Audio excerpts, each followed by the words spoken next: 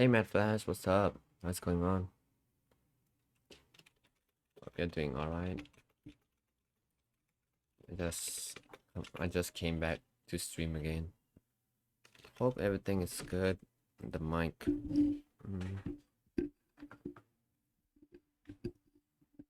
Hello? Hello? Hello? Okay, the mic is good. Did I pump the volume up? Properties. No. Gain. Maybe like 5. 5. Okay. Hello? Okay. That's better. Test. Love it. Okay.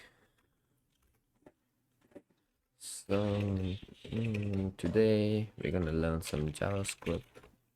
What we're doing, we're learning some JavaScript today from the basics. Yeah, learning JavaScript.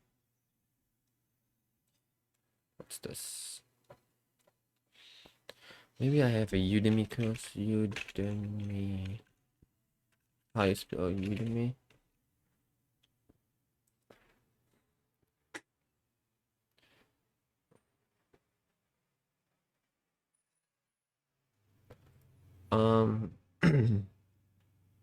So what are you trying to learn? I mean, what are you trying to do now, my Flash? Are you doing quick lane stuff? Or are you doing C? Maybe you're gonna do this one. I'm not sure if I'm allowed to stream this, but it's okay. In this video, we'll cover some of the other inputs we have not yet seen. Are you a proud member of Udemy? I don't think so.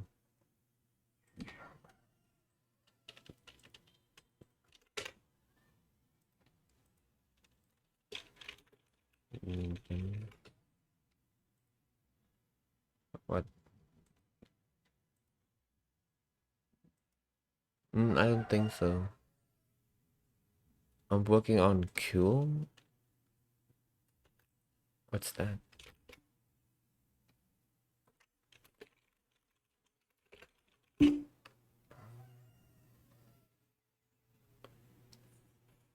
Cool? What's cool?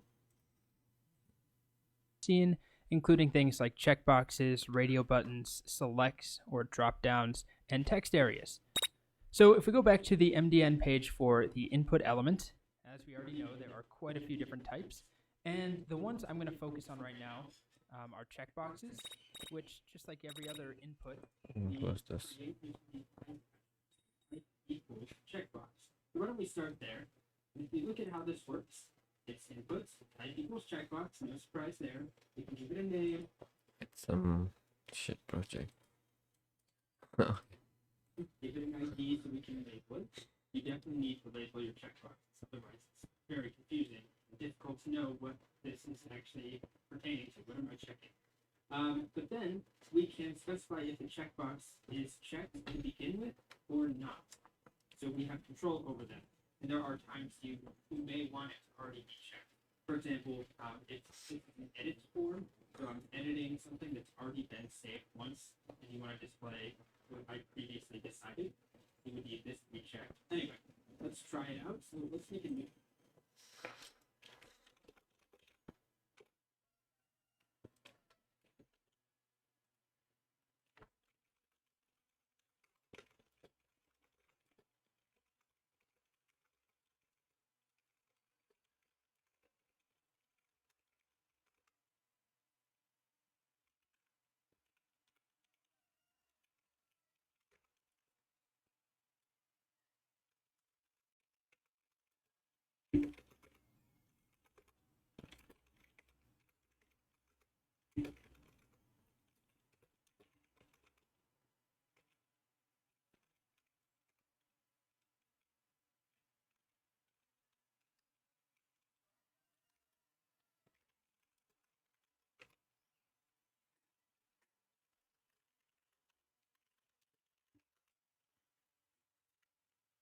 What happened to the job? They didn't send me an email back.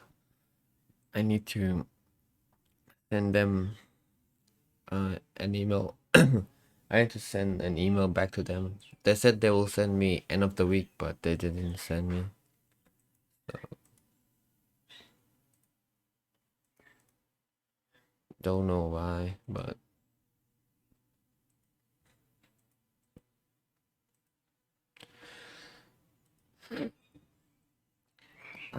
I think I need to get some water.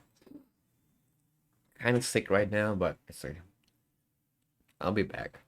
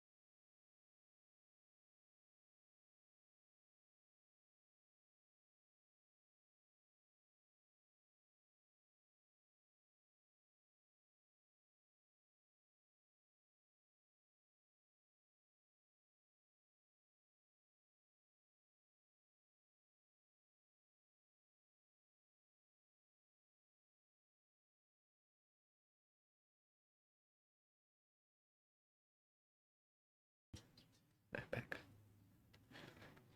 Mm-hmm.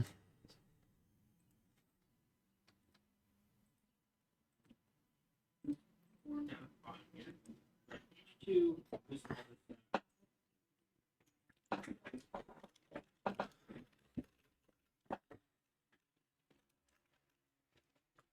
this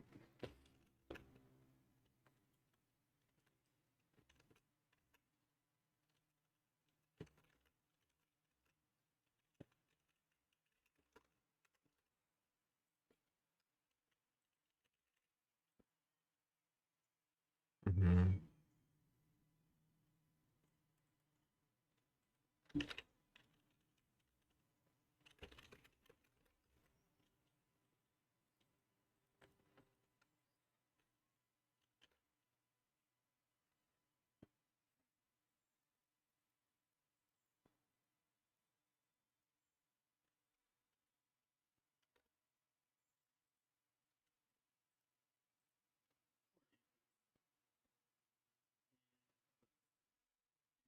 Below we'll do a form, and our action will just take anything out of it. /birds. And then in here, inputs, type equals checkbox. Refresh our page. There's our single checkbox.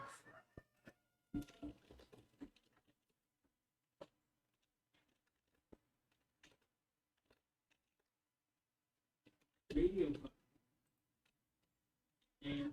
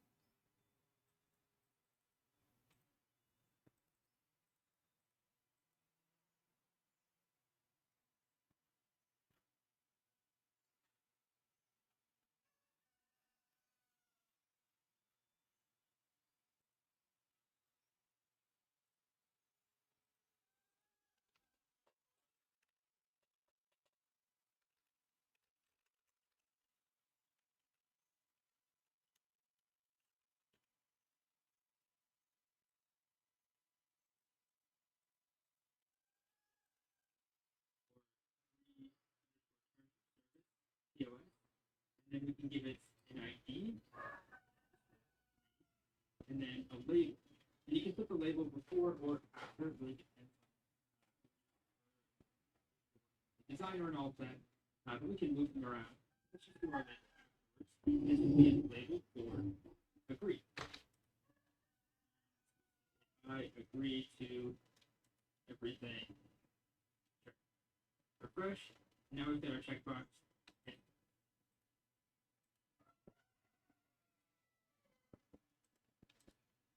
The label is connected so that I can click on the label to check it. That makes a big difference, especially on mobile. These checkboxes can be pretty tiny. And then the last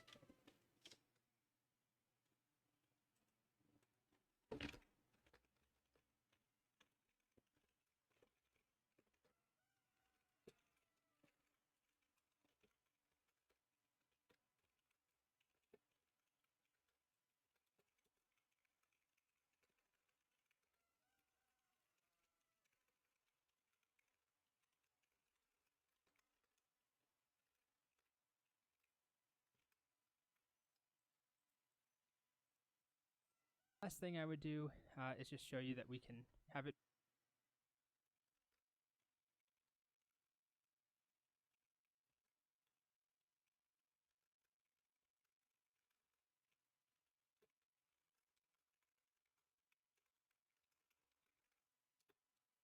begin as checked if we want it to.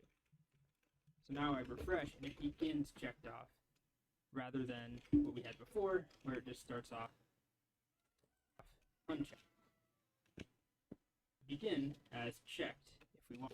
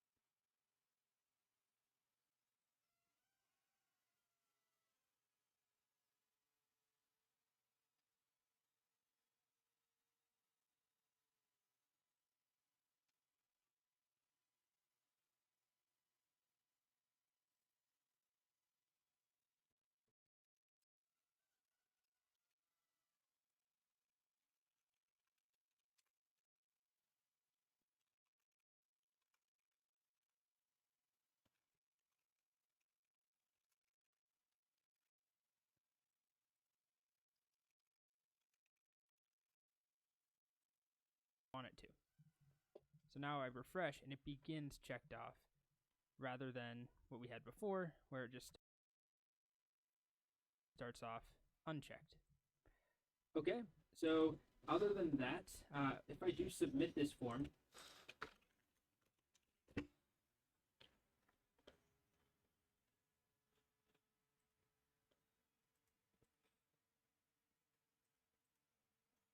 so why don't we add a button at the bottom?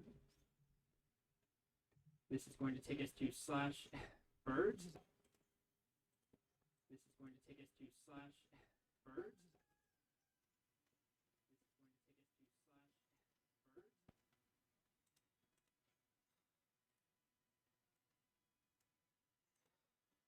Is that what I did? If I check it, what you probably, hopefully can see up here is that it sets agree terms button at the bottom. This is going to take us to /birds. Is that what I did? If I check it, what you probably, hopefully can see up here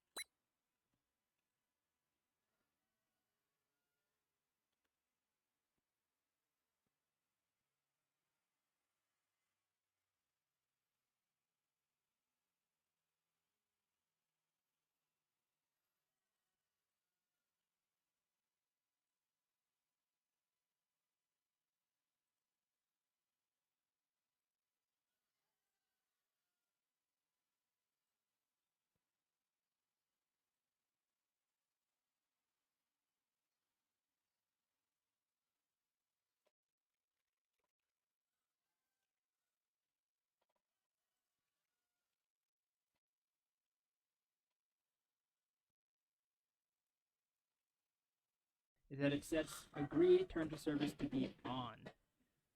And then if I just don't check it, so I'll refresh and I'll uncheck it and click submit, it doesn't send anything, it's just missing. So that's how checkboxes work.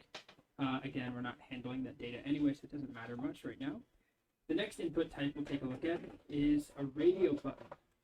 Radio buttons are pretty similar to checkboxes, except for one key difference, which is that in a group of radio buttons, you can only select one. So one of these choices and only one. So they're connected, and the browser knows if you click Dewey, it's going to have to make sure Huey and Dewey are unclicked or unchecked. So it's still a yes, no, right? Is this yes or no, yes or no, yes or no, yes or no, yes or no, but we only have one option. We can only pick one in that group. Compared to a checkbox, we can have both of these checked or none of them checked. So to do this, it's a little bit more complicated. It's just input type equals radio, so that part's not bad. Let's do that down here. Let's maybe add a paragraph, and then we'll add an input type equals radio.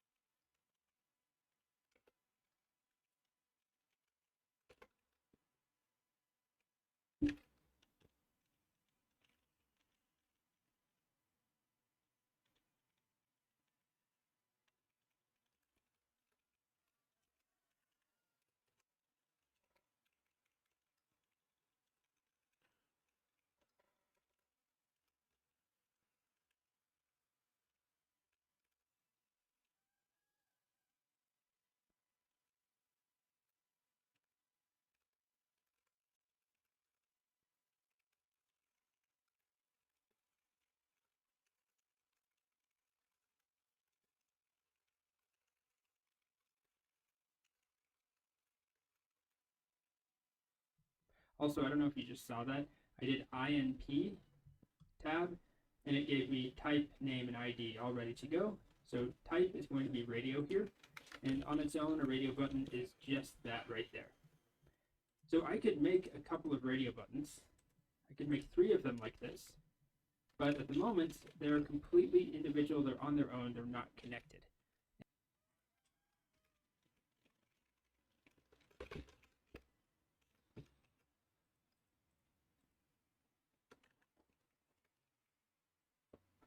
And I want them to be a group. I want you to pick one or the other one, however many I have. To do that, I need to associate them by giving them the same exact name. So name, name, name. So why don't I give them each a name? What should my radio buttons be for? How about maybe shirt size or something? So we'll go with size, size, and size. We don't have any values or anything to look at just yet, but you'll see if I click.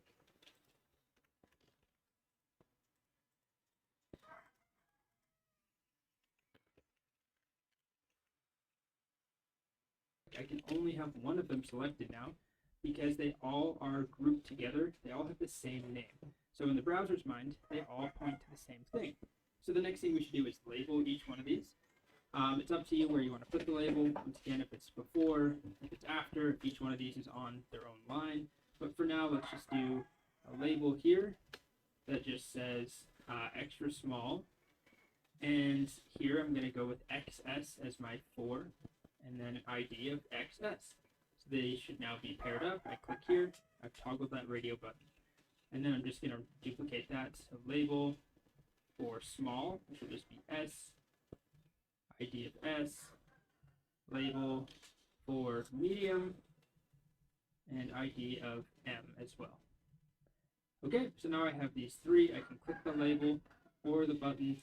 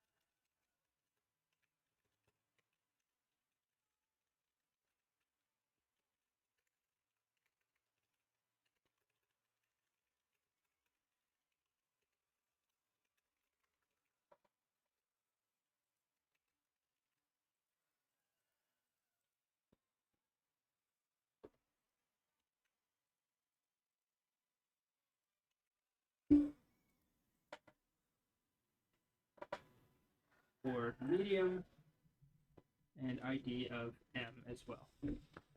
Okay, so now I have these 3. I can click the label or the button, and they're grouped together. I can only click one.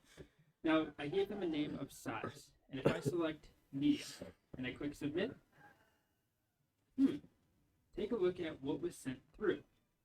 This is important. It sent size, but it said size is just on. Well, that's not really helpful, right? We want to know which one of these was selected.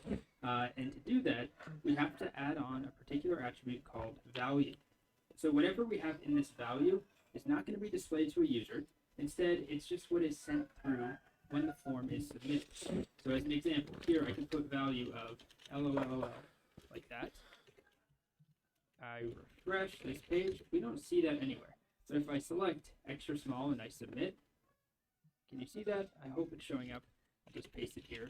good measure. Size is LOL, OL. So whatever that value is what will be sent to the server, what will be submitted. So we want each of these to have a value as well, and they should be unique. So I'm just going to go with extra small there.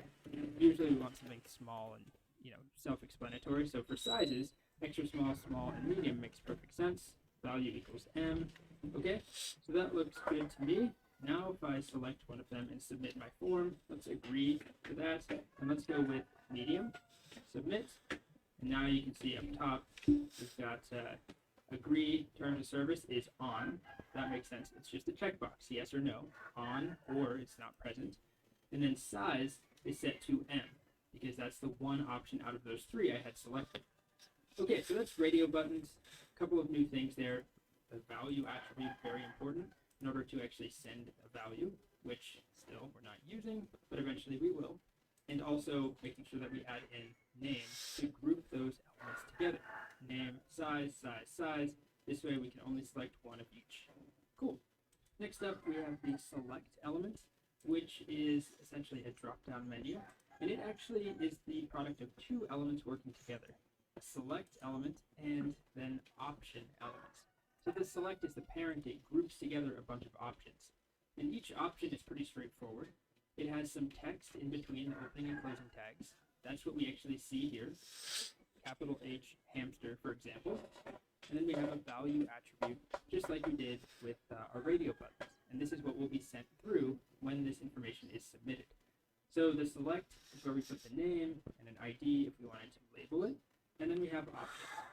So honestly, it probably would have been a better example to do a select for your shirt size. But let's just come up with something else. So let's do a select here. What should we select? What sort of drop down? How about, I don't know, let's say that this is a wedding reception or something. We want you to pick please select a meal type, something like that, an entree. I don't know.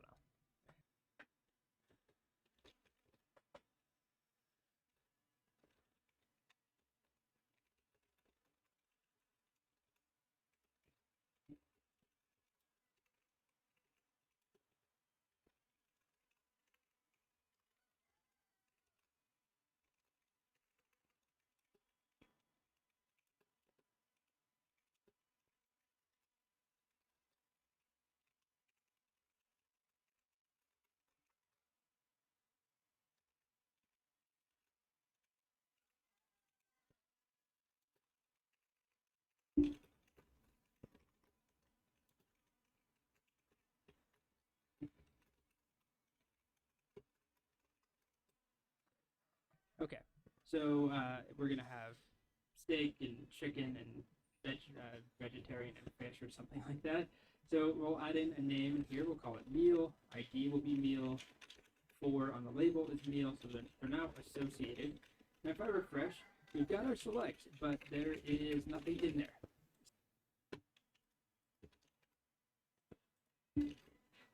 So let's add in our options. Option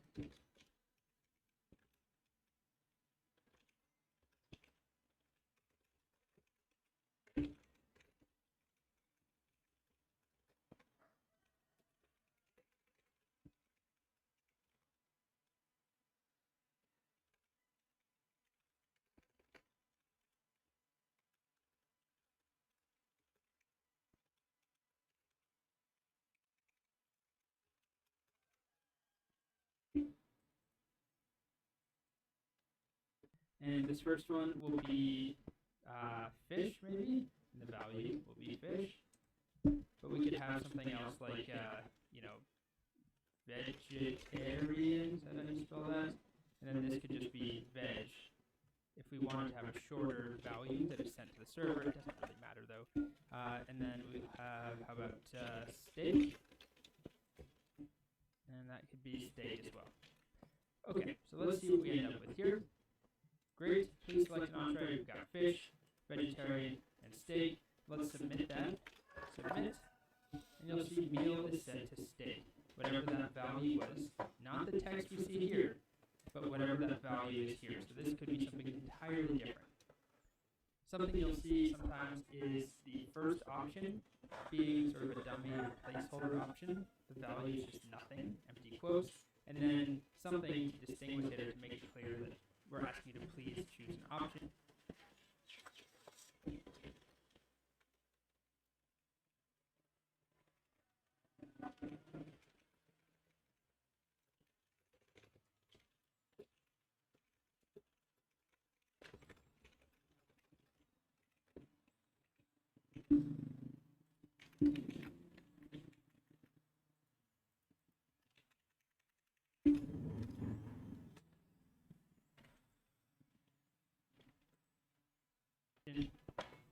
You don't have to do this, but this is something you will see. And the other thing that we can do is actually have something pre-selected like this, the attribute selected on any option. Now vegetarian is pre-selected when you load the page, but you can change it. Okay, so that is the basics of a selected.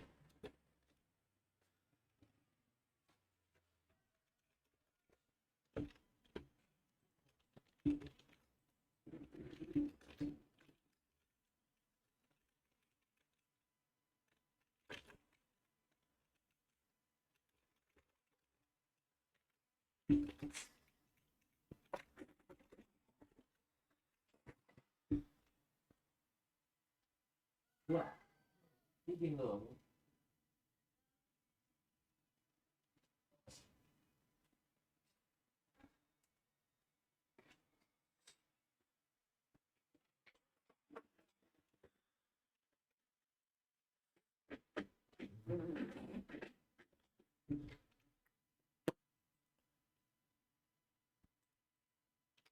on any option. Now vegetarian is pre-selected when you load the page, but you can change it.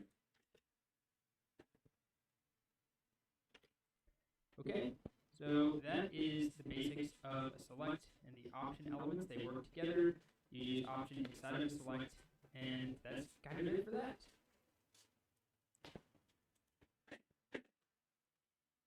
I see.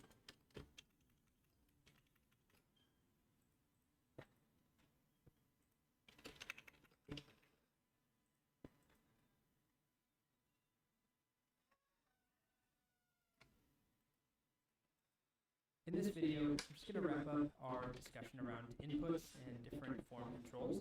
There are plenty of elements or different form controls we have not yet covered and probably won't. For example, it's pretty uncommon to use a week picker or I don't know, a month picker, a date, time, local. All of these are here, but we're not going to spend much time on them. But there are a couple that I do want to highlight, and they don't really have a lot to do with one another, so I'm just going to make this quick. So the first one is range. Our range input creates a little slider where a user can select some value on a sliding range, and we can control the minimum and maximum values. So this could be going from 0 to 100, or it could be going from 500 to 520. It's totally up to us using different attributes. But the way that we create this slider and this range input, surprise, surprise, is input type equals range. So why don't I do that here? I'll do a paragraph, an input type equals range. And what should our range input be for? How about, we'll do a label here. How about amount of cheese? Sure. And this will be a label for cheese. ID needs to be cheese. Great.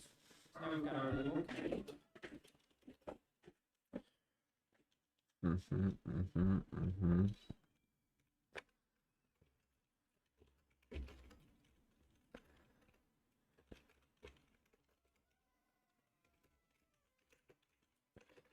Input.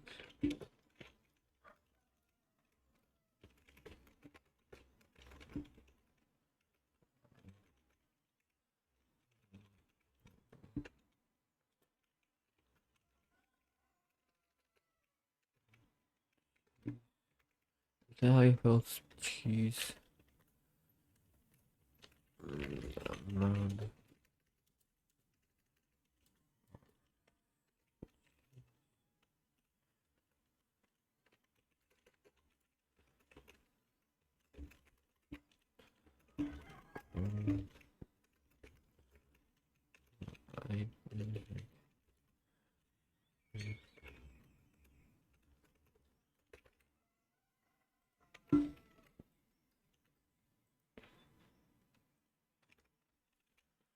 name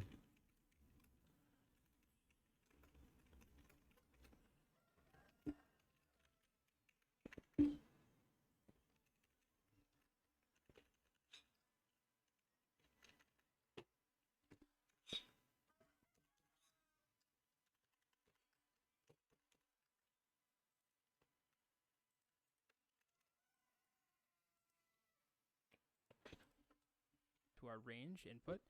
And let's also figure out what the minimum and maximum values are. We can set that using min and max attributes. min 0 max let's go.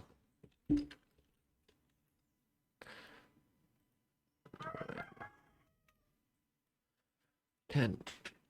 Hey. So let's do that right here. Let's do min equals, what should our cheese go from? How about just 1 to 10? Max equals 10.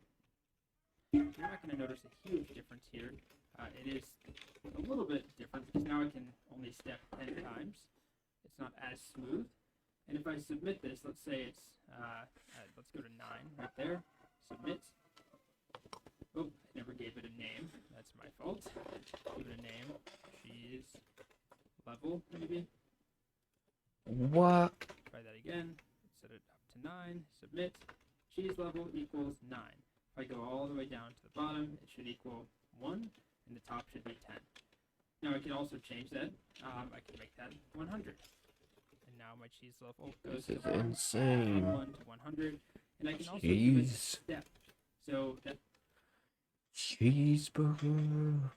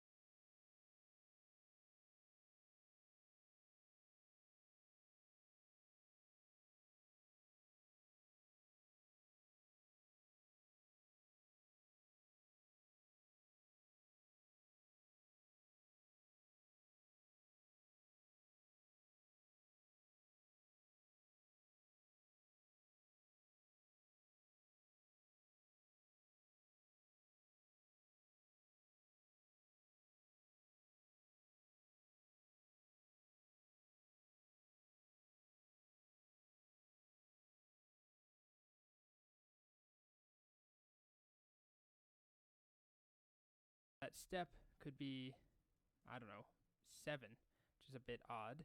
But now I'm going from 0 or 1 or whatever we started at, and then up by 7. So if I go all the way to the top and then go down one little notch, it should be, 92? We're going down by 7. So if I go all the way down to the bottom and then go up by 1, we're at 8. Because it started at 1, then it adds 7, so, we get to 8. So we're jumping up by 7 each time. Very bizarre. So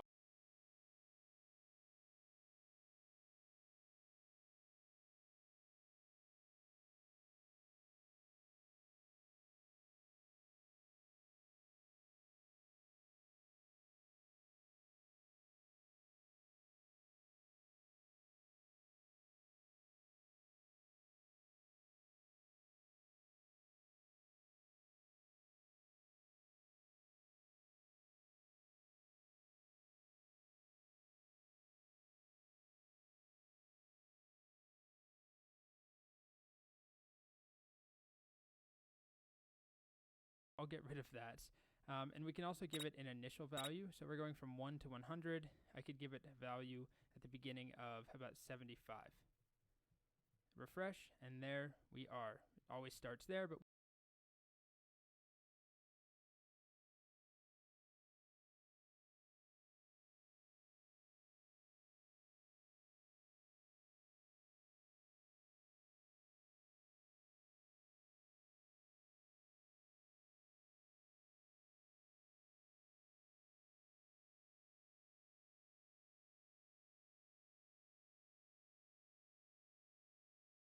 we can move it. Okay, so that's range inputs. These are relatively commonly used, not on every single form, but I figured you should know about them. The next one I'll show you, along these same lines, we actually have already seen this. It's the number input from way early all the way up here. I just wanted to show you we can do the same thing with a min and a max. So if I go back to my number, where are you? Input type equals number. I can give it a min.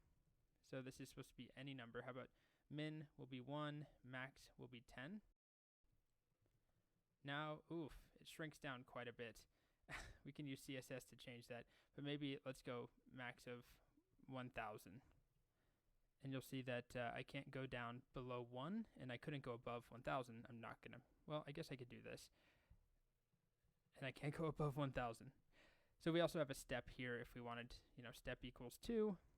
This is going to give us, odd numbers? 1, 3, 5, and so on. Okay, so that is the same principle, but this time it's with a number input. The other one was a range.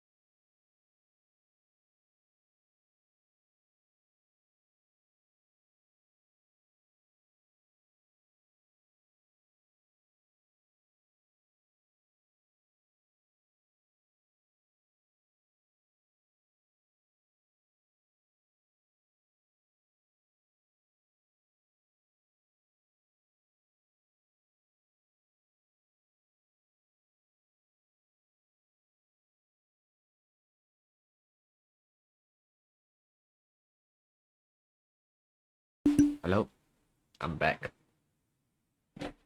Back alive again.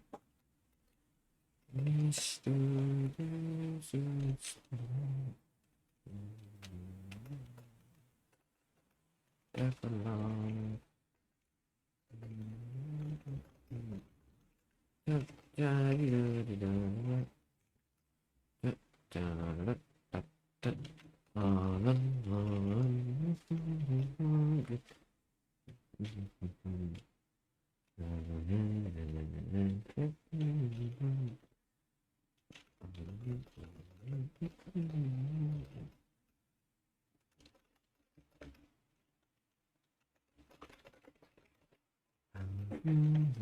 Inputs.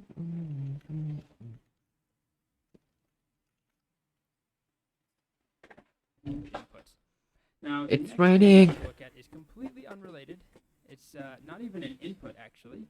It is a completely separate element called a text area. A text area you definitely have seen before online or just using websites. It is basically a multi-line text input.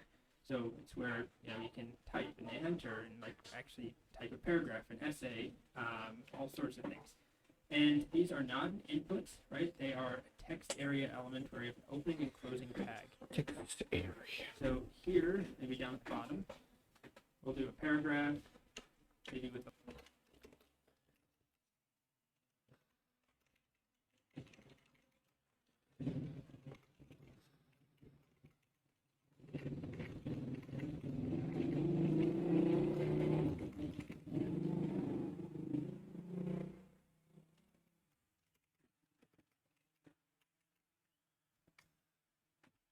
label that says something like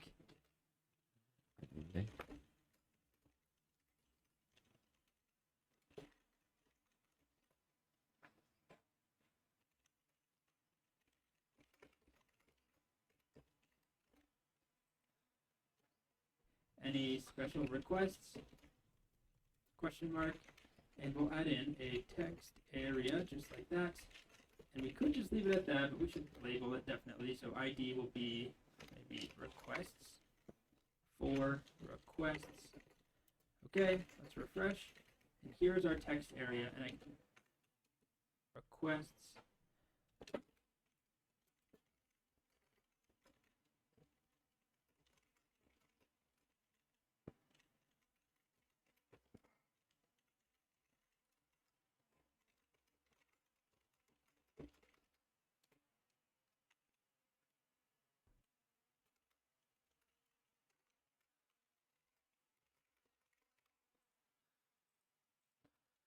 Boom.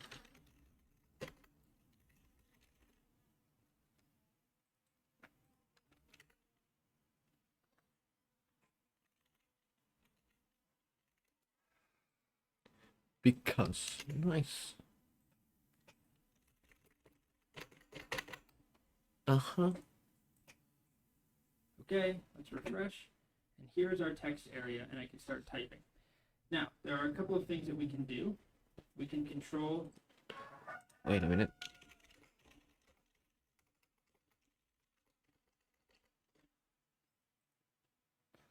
The initial number of rows. I don't remember, I guess it just defaults to 2 rows, so you can see there. But I can give it more. I can set rows to be 10. And we'll get a much longer, much taller text area. The thing is, though, I can go past that still, right? I just get a scroll bar. So we're setting that initial height, the number of rows. What else can we do? We can set the width using columns. We should give it a name. Should definitely do that. So let's give it a name. Probably just requests as well.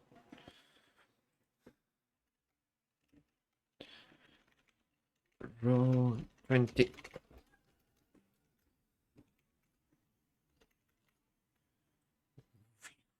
Whip.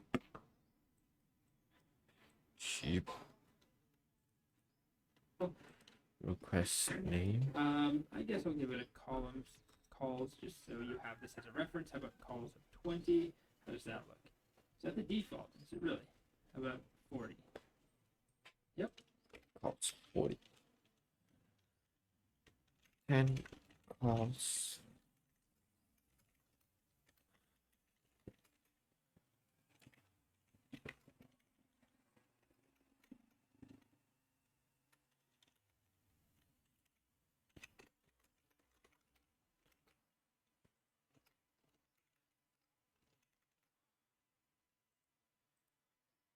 It was the default. And we could just, this is kind of Name would be request text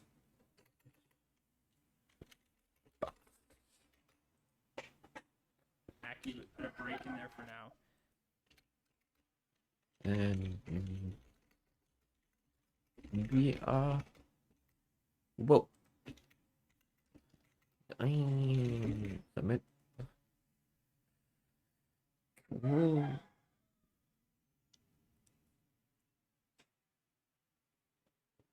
Very nice. And there we go. That's pretty much it for a text area. Oh, we should have a placeholder. Placeholder.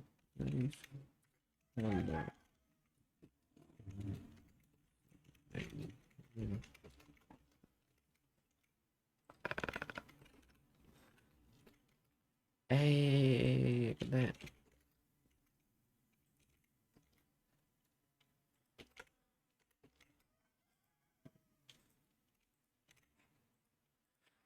Look at it.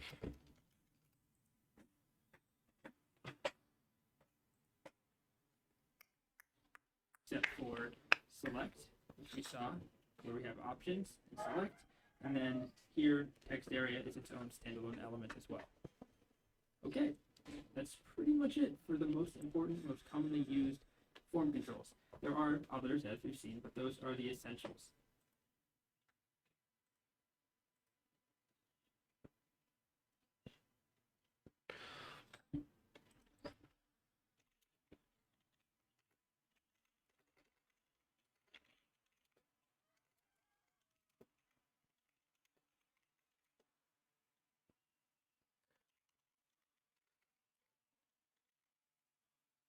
We go like this.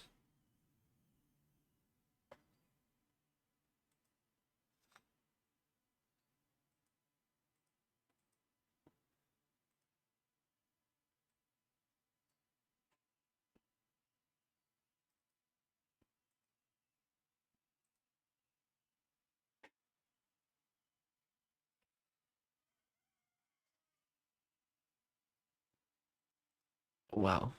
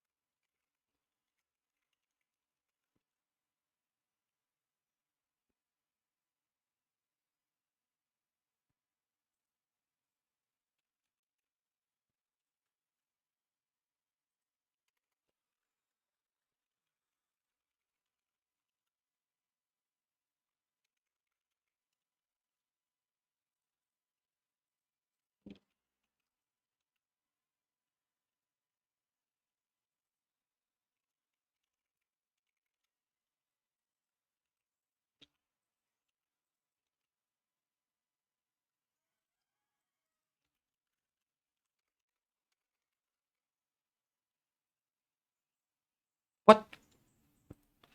We've got one more important.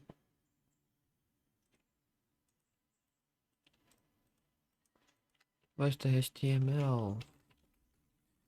Damn it. Label username.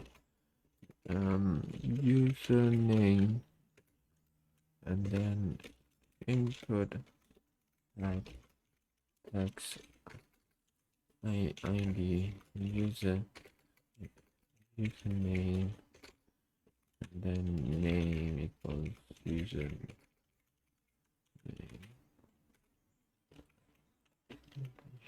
Let's say password.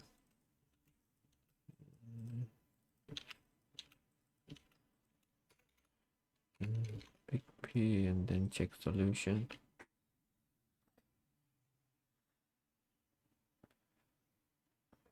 Form should exist, I see. So form then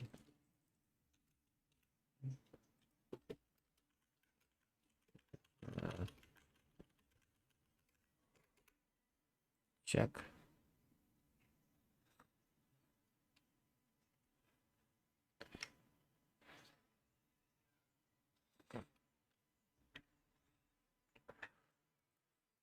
should have a placeholder. I see. Placeholder. Username. Then placeholder of password.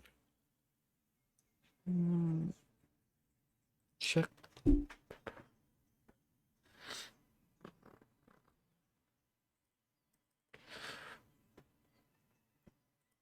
Button, okay. Button type equal submit. Maybe we don't need this. And register. Boom.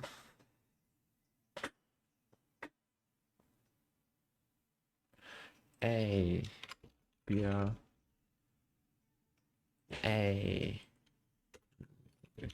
if and wrap this with this. Check solution. Whoa.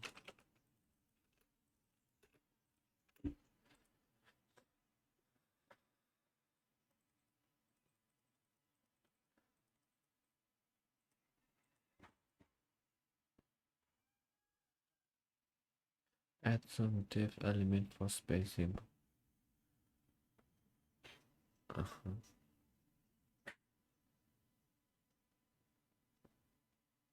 Cool. Important topic around forms for now, which are validations. So the term validations generally refers to adding constraints or validating user input or data. For example, requiring that some fields can't be empty, or that a password has to be between, I don't know, 7 and 12 or 20 characters, or whatever it is. There are these different constraints, and they can get more complex, like your password must have a special character and a number and a lowercase letter and an uppercase letter and no spaces, and there are these different things that we can validate. Now, we're not going to go into all of that right now. I'm going to show you the built-in browser validations that we can add into our forms and our inputs, but the smoother experience is things like this here on Stripe, where as I'm typing, and it just tells me immediately before I did anything, it's not a valid email, or as I type my password, I get this nice sort of security bar gauge, and I get this text down here telling me what's wrong or what it needs to do, and it's showing and hiding, and it turns green. That is all done with JavaScript. So this is all in the browser. What cause client-side HTML? validation. I think it's this.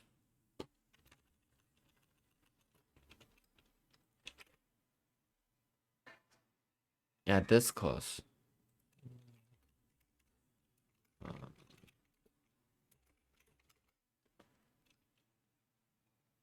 The command doesn't work.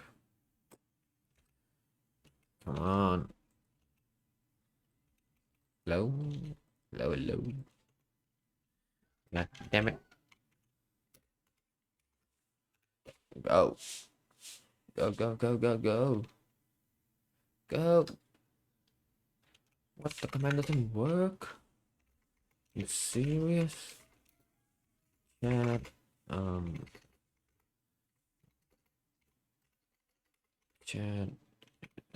Chat here. Boom. Go. What? Chat. Go. There we go. Paper. Which chat has been. Wait, is it a thing has been?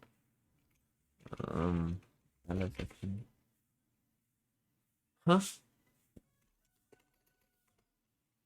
Oh, it's a thing. Wait, didn't I save that?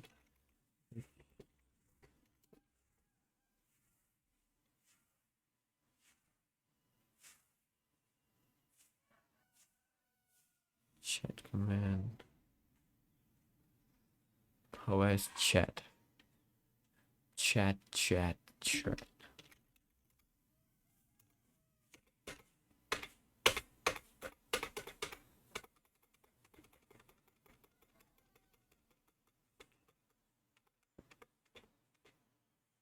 Oh, there you go. I think I could use, let's say, chat hello.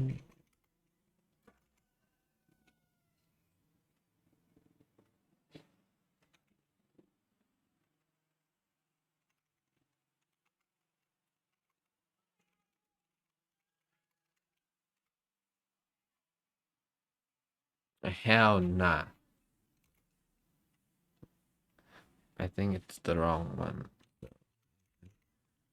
It's local. Did my computer fuck up?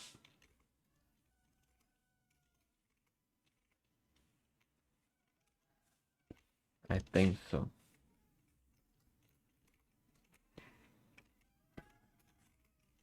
Okay.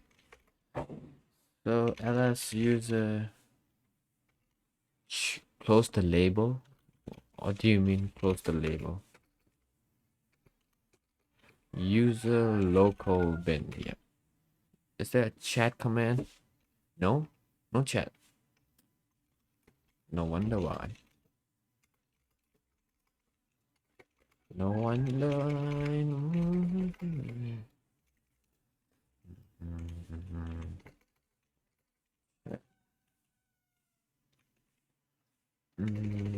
Chat. What's my password again? Okay, so now if you do ls user local bin, we see chat, but it's the wrong thing. Chat. What? Oh, my bad. Chat, yes. There we go. We got the chat. Now if we do chat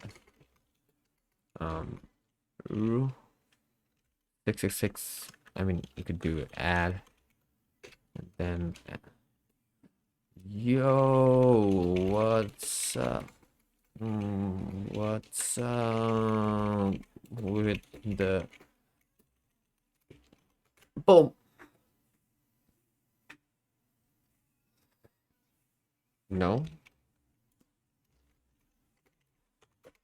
come on.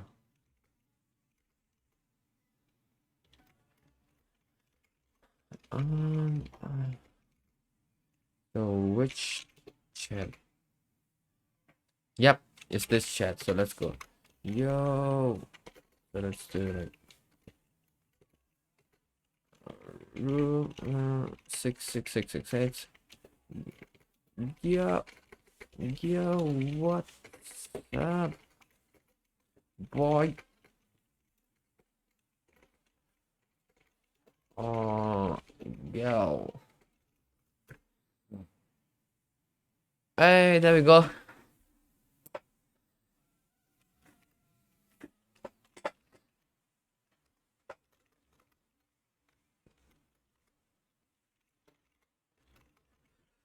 So, what's how's going on? Is this close? You can look at it. Yeah, it's I'm like not even halfway through it. Like 3 topics, I think, or 3 sections. Yeah, so far it's good. Highly recommended. Just like what I'm going to show you, but this is in addition to what I'm going to show you, and we'll learn how to do this sort of thing later on. This is definitely a nice experience, but what I will say is there's something else called server-side validation, which is when I actually submit this data. Right now it won't even let me submit, but if I did submit it, there could also be validations on the server, on, in this case, a Stripe server, to make sure that my data meets their expectations. It's possible that somebody could get past this. There might be a bug, their email.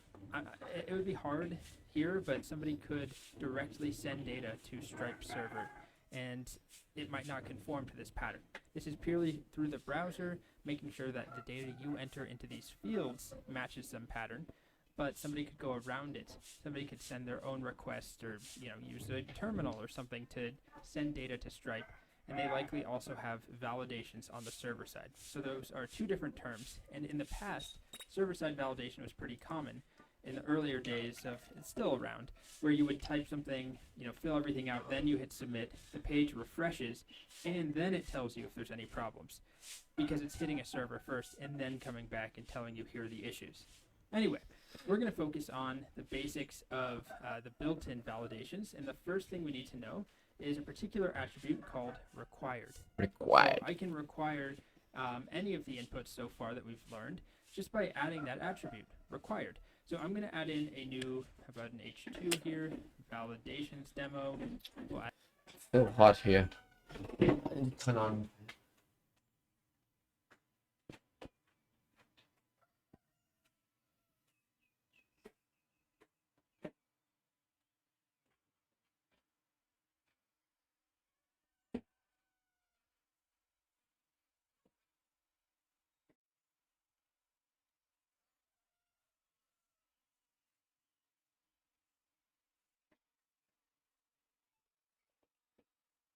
in a form. This will go to / dummy. And inside of that, let's add in a couple of inputs. The first one, type equals text. We'll give it a name of, I don't know. Should we just do first name? Let's do first, like that. We'll give it a label.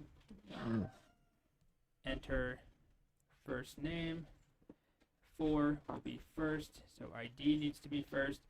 Okay, so a lot of attributes there just to get set up. But now I should have this enter first name, and then I need a way. You got a new chair? No, it's an old chair. Same chair. But I got a new GPU. You wanna see?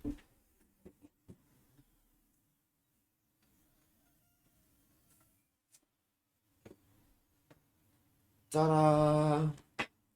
New GPU.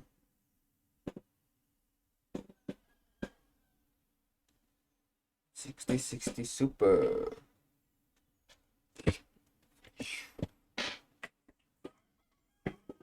It's already installed, by the way.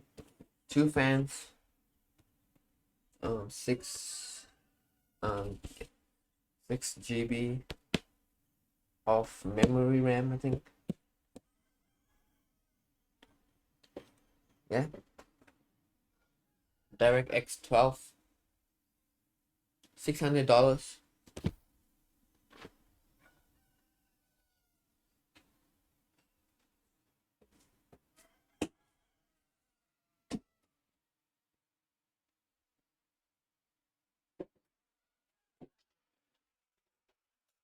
Are you gonna play some games? No. Maybe in the future, but I'm not playing any games now. Maybe after I get a job and then I'll play some games, like hardcore playing, like I'll remove Linux, install Windows and start playing. But before that, no games for me. Is that a button to submit? I do play some games, like I do play games. What was it? Danny. Like this game.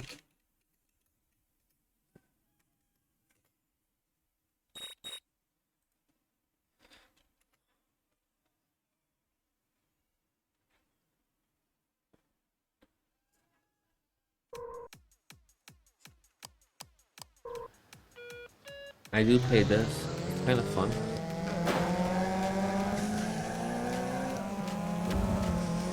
It's like a Linux game, so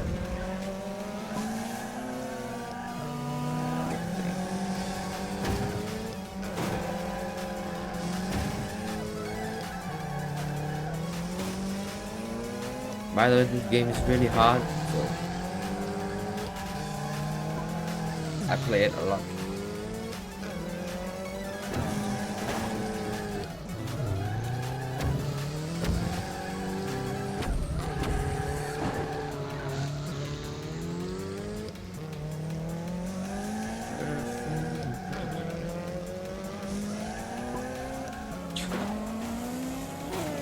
Well,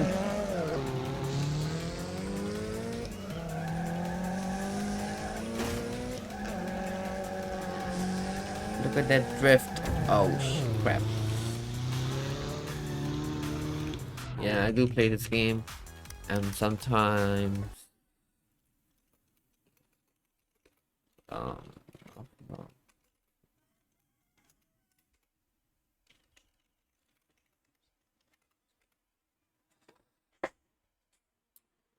yeah, go.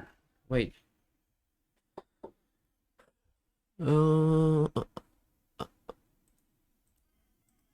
Go. Sometimes I do play this game. Oh, boom.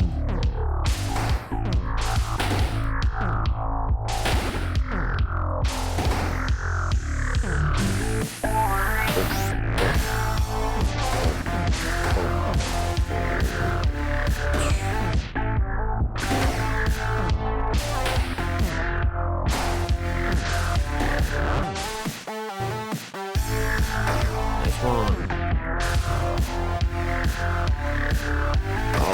Oh no, oh no, oh no, oh no, oh no.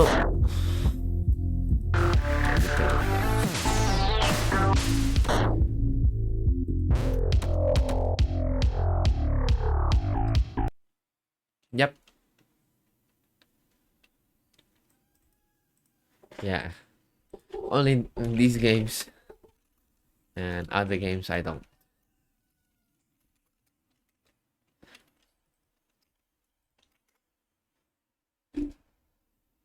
Ah.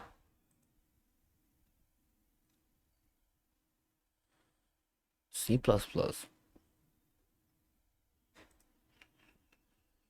Ooh, let's see. Games.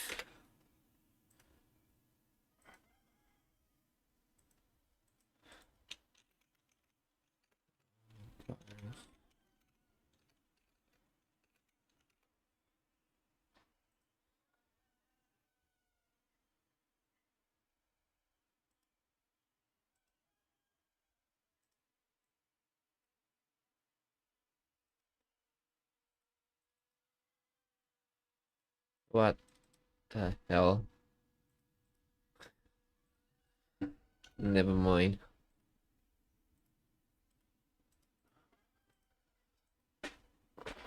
The downloads.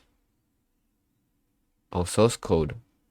Yeah, I want the source code, please. Yeah, give me the source code.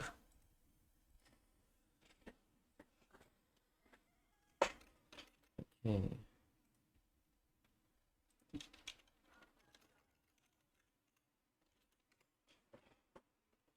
What? How is this wrong?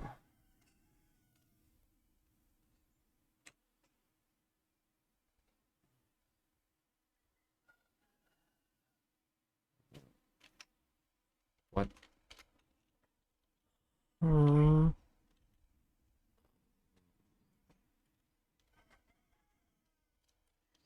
This is wrong. Oh, maybe like this.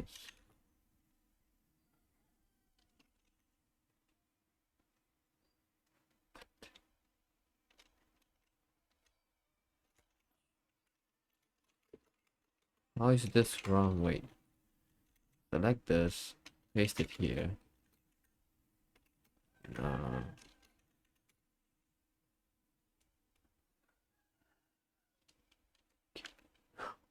Oh, wait, no.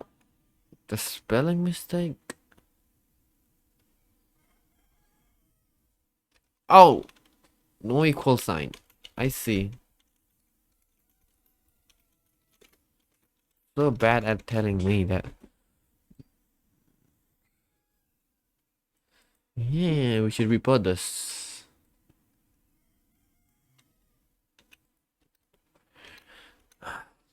report prettier with source code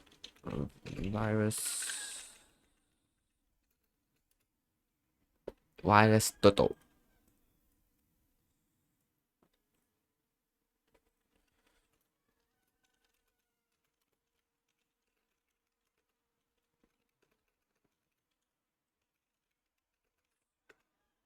What?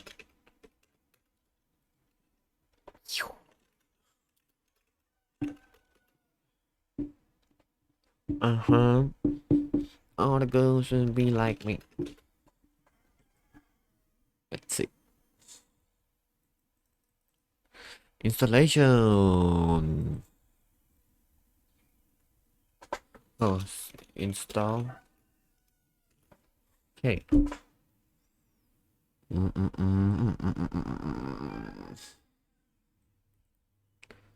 CMake. Yep. CD.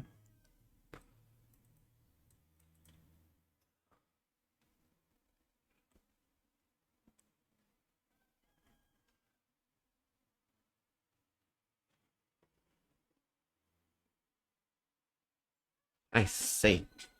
So CD to directory where you unpack the source. Okay, and then get okay. Run. What?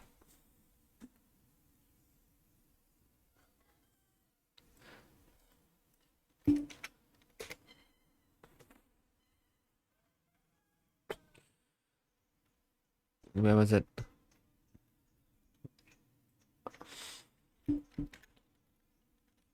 I see. Go. What the hell?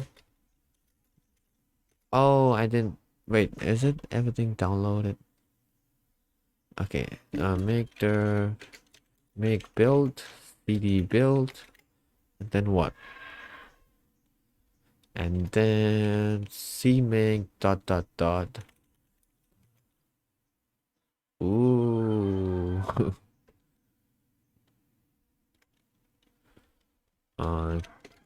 Cat this.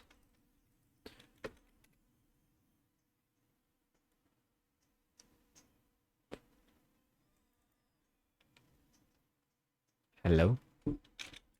Cmake.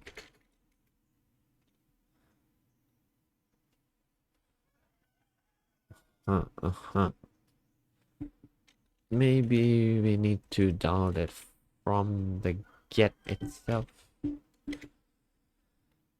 That prettier.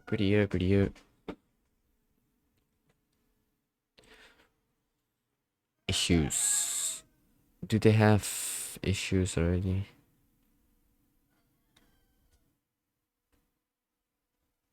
Let's create a new issue.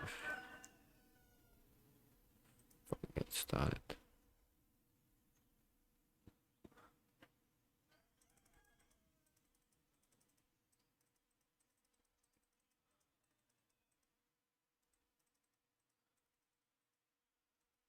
Okay.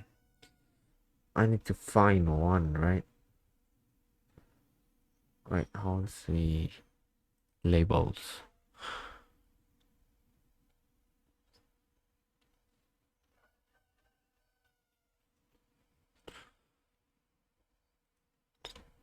There probably should be one telling them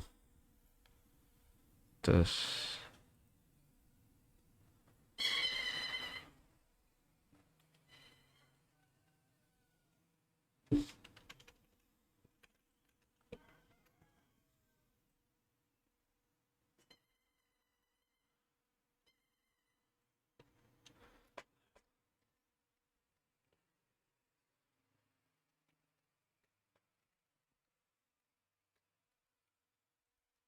Issue.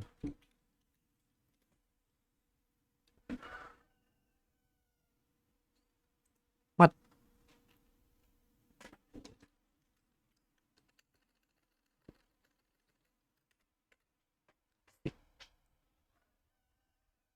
Huh?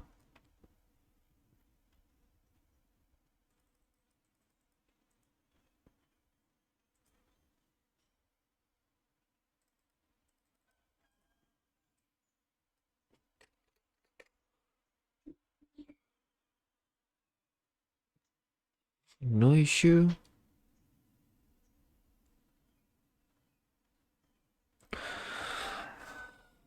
Source code. Clone.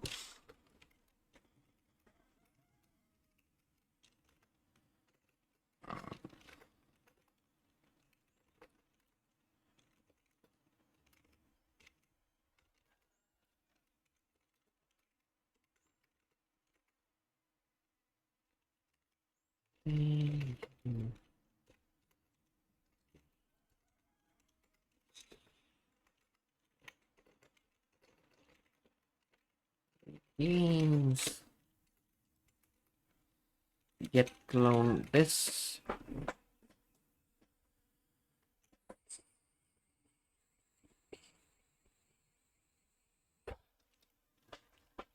And then whoa, install. What? Install .md.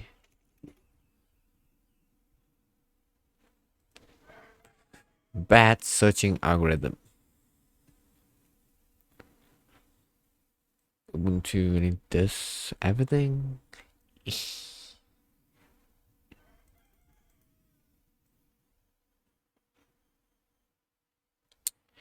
This look about right. CMake. Yep. This look about right to me. How did you bring search bar in GitHub? This one. You can do install, but it's really bad. Control K.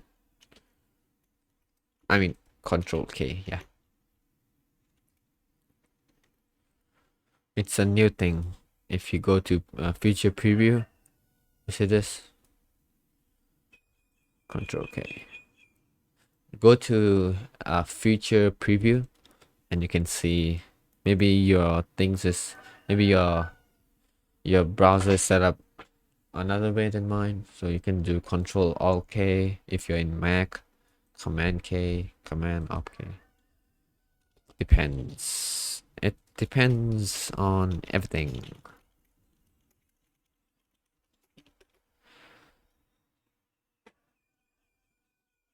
Yeah, install that. Oh my god. What? 93? Damn, son. Damn, Daniel. Bye bye.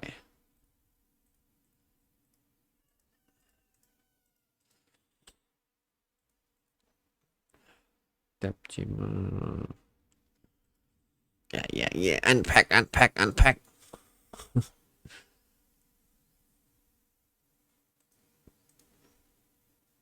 Yay, unpack that crap. Whoa, so many things.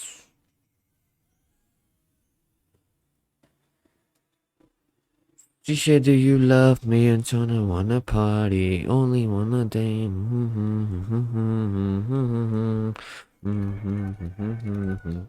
50 girls. Yeah, you know me. Whoa, not this one. Wrong command.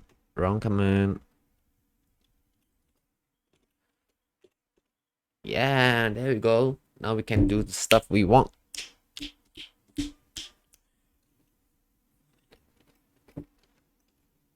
Thank you. How many submodules do they have? Submodules. Contribute. Nope. Data.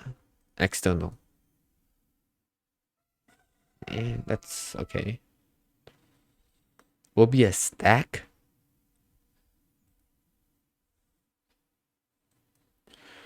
Oh, they have their own library for it. I see. And then now we could do some. We could do the thing that it mentioned. Where was it? Okay, you can do make their build, and then cd build, and then make dot dot. What? Oh, I'm not in the directory. Sorry. Sorry for party rocking. Then build. Make boom boom boom. Go go go go go. Yeah. And then type make. Yeah. Oh, it's fast. It's not fast. Only one thread. Done. Ooh, that's fast. That's fast. Can we run your thing now? Build. Can I run your thing now, huh? Data. You could do make. You could also do make -b build. Oh, what's -b? Create a folder and then build inside the folder, something. Where is your thing, boy? What? Where does he keep his thing? Bin?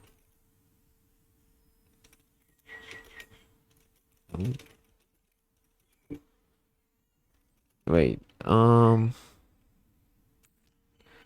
I don't know where it's. Man 6. Oh. Wait.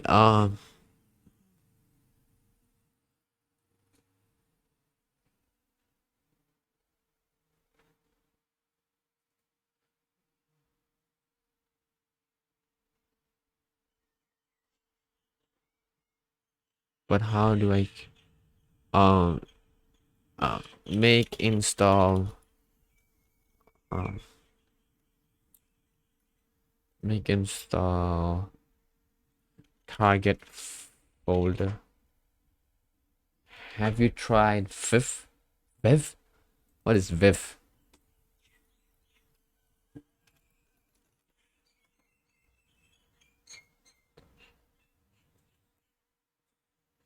Prefix. Okay.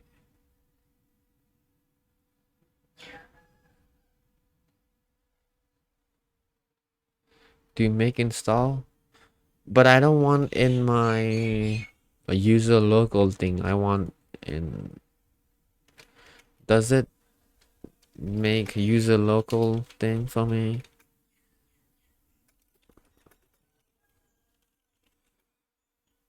Please don't save it in user local.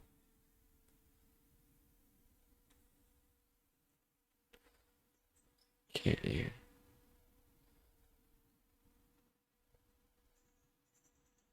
But that is really slow. Ouch. Ouch.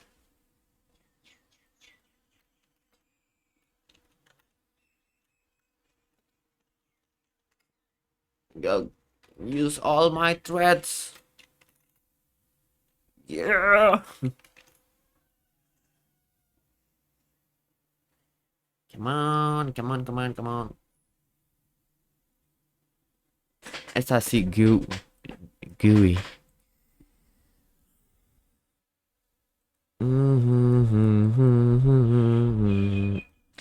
In the meanwhile, we are waiting for this to compile.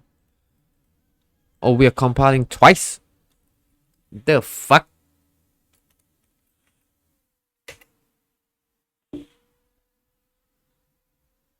It also, it always is. What?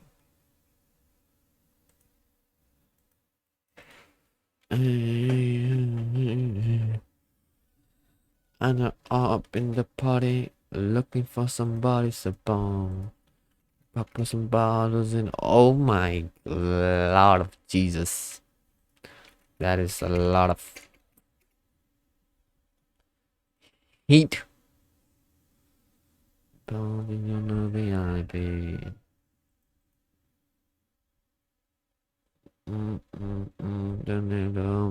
Go to see. Okay, we can always slow. Straga is fast. What's this? Ooh, fancy. Is it like another version of Vim again, like copy, but better file management? Like Atom. Okay, I think Vim has that too. The name implies the VI terminal. They also have Okay, yeah. base, and then I'm going to give it two different arguments: right pane, open-in/etc. Now I want to. Vim had this. Back on my home directory, so I'm going to tab over. There are bookmarks. Maybe some How you would do keys that they can do. It shows the file size too. One pane. Control WV. What's going on? Yeah, you could customize your Vim if you want. Like Vim has it. If you do this, there you go. You can open in a new tab you want, or you could do in the same tab, or you could do Explorer, and you could do the same tab. You could create new file if you want. New file would be, what was it? X, I think. I don't know how to create new file, I forgot. But you could rename file, so you could rename it. You could create it. You could view it, and then you could close. Oh, it's finished.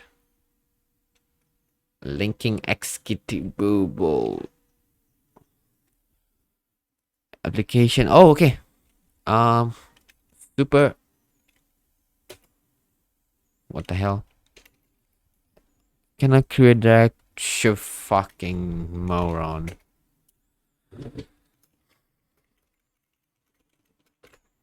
Okay, there we go. Yes, bombarded. Yeah. Go. That's why I don't like to install in user local. You see this? It's like, ugh. Okay, now there's executable. No executable for me. Ls this. Ls games. Oh, we got here. Oh, damn, this is cool. Options. Wow, I want to make this game. Damn, the music is nice. Damn. VSync. Add-on.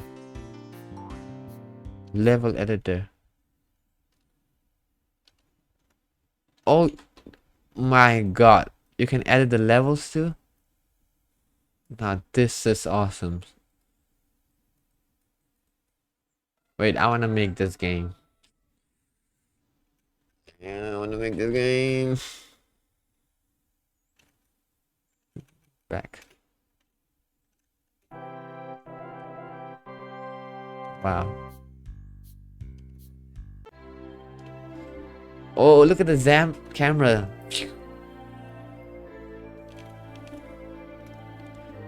Oh, they have like a scene and stuff.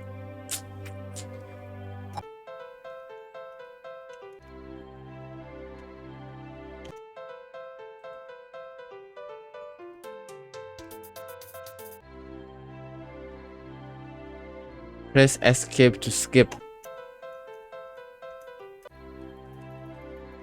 I guess I can skip. Somewhere at the shore in Antarctica.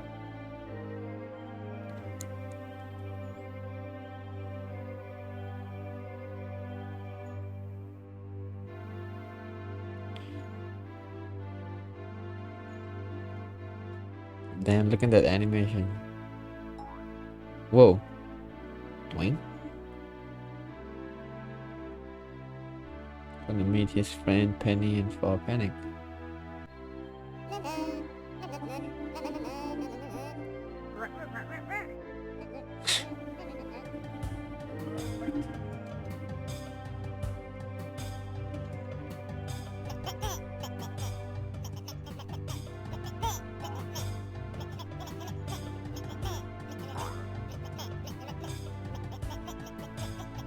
Bad resizing.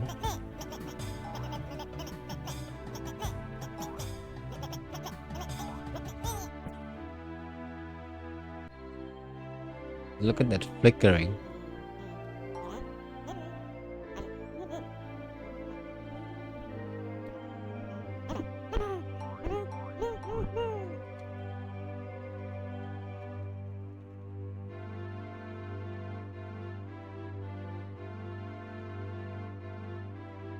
I like it. Pretty cool game.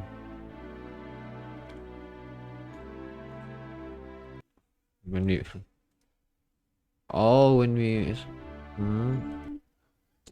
come on, just play the game.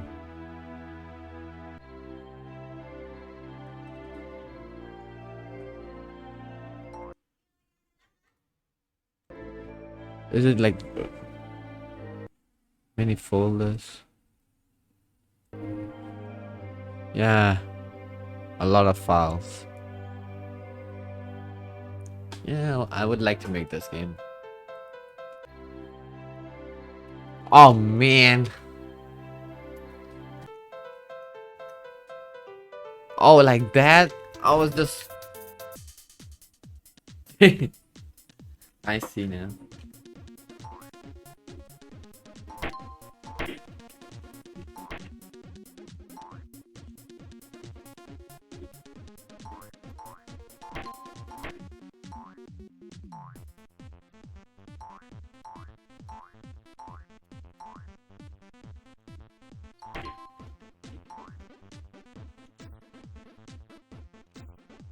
Oh, look at that. It's like yin.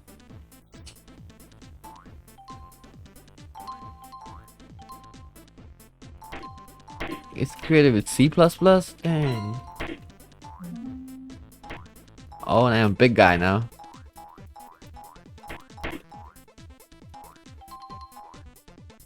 Oh, oh, if I die, okay.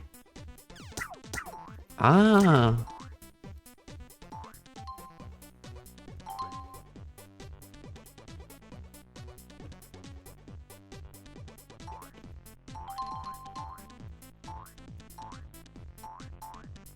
Ah, it's cool.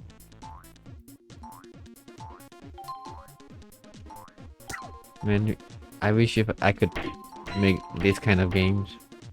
It would be fucking awesome.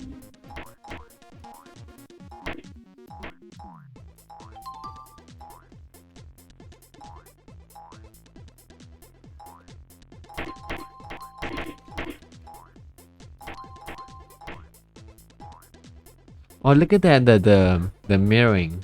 See this? On the glass? I mean, on the ice? Yeah, cool. I like it.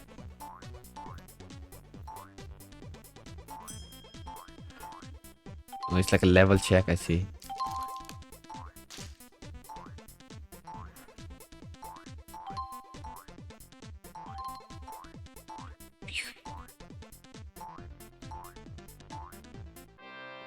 Whoa. Oh, look at the slow motion. Yeah, it's a cool game. I like it. I like it.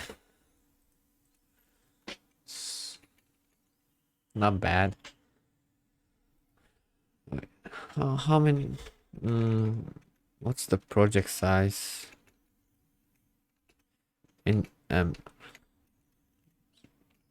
how do you what's the command for checking the folder size again? I always forget. This? No. This? No. What was it? This? No. What was it, Math Flash?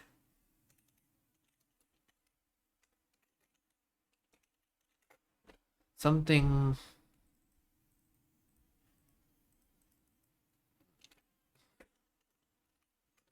too far checking folder size.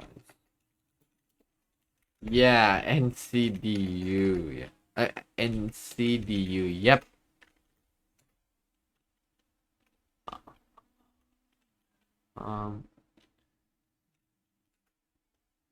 Not that much.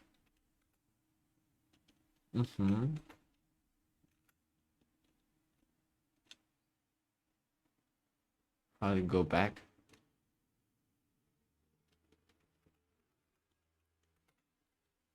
One GB overall. Like SRC's 5 pointers. Not that much. Just the code. But the animation stuff would be a lot, but not bad. Okay. Let's see what the clock.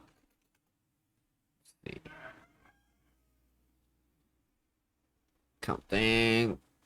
They use C++ the most file. Oh. Code.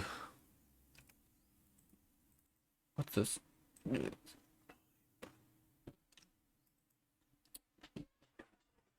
a lot of code. There's some C code, header files, Python. Wait, there's Python? You serious? You using Python in this age with this game? Yo! Oh, it's a test. I see. Of course.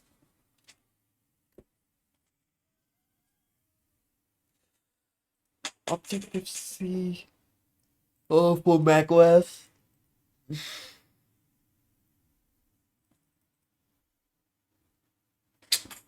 Good game. I like it.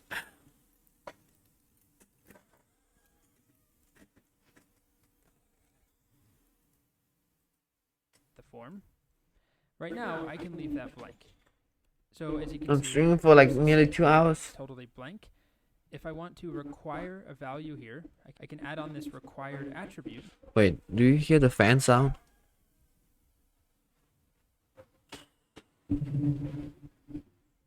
Okay. Hello, hello, hello. Okay. And now I can't submit. The browser is telling me, please fill this out first. And then I can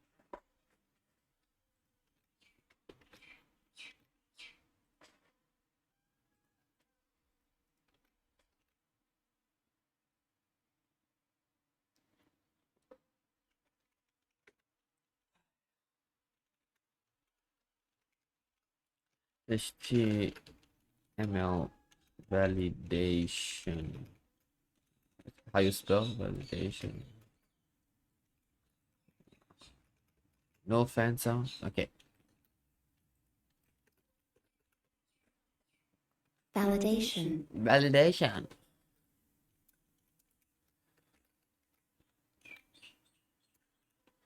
I require a So label, let's say we do first, right? Then we say username.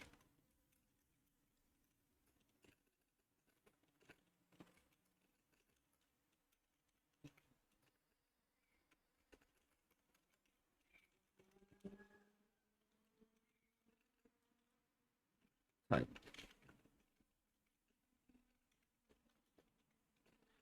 Name.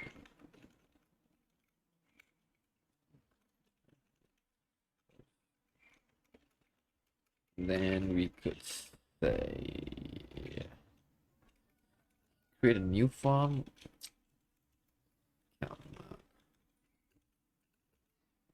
Form action to mat flash 69. Yep. action to you.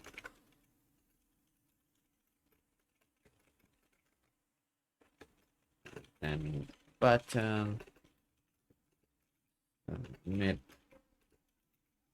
button, and then we say this is required, and then if we go here, we refresh, we get this, and if we send please fill out the name. If you send bang, username, boom. Very nice. Let's do Matt Flash is king of New York City. Matt Flash plus is kind king. Huh. Yeah. Value here. I mean, I know this stuff already, but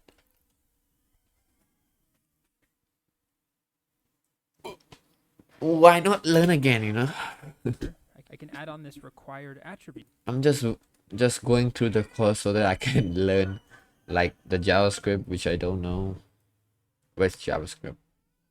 Right here. So we have how many hours? 1 hour, 2 hours, 3 hours, 4, 5, 6, 7, 8.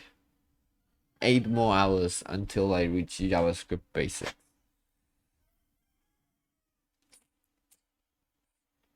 That would be a pain, I think. And now I can't submit. The browser is telling me please fill this out first. I feel cold.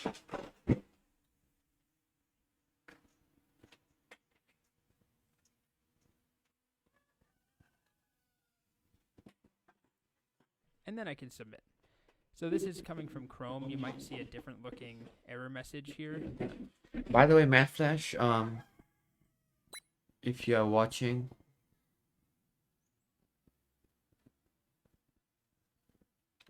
I have a YouTube channel called again. Yep. Yeah.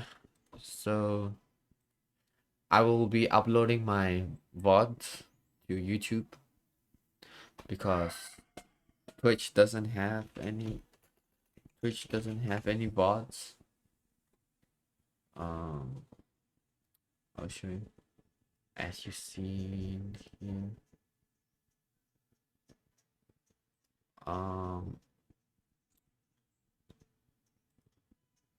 Yeah, Twitch just deletes after 15 days. So I will be uploading my VODs to YouTube. Yeah.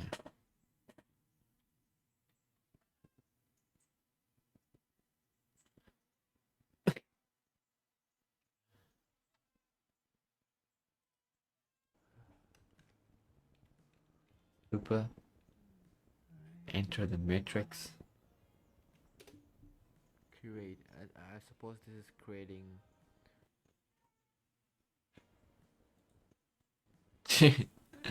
Yeah, this is funny.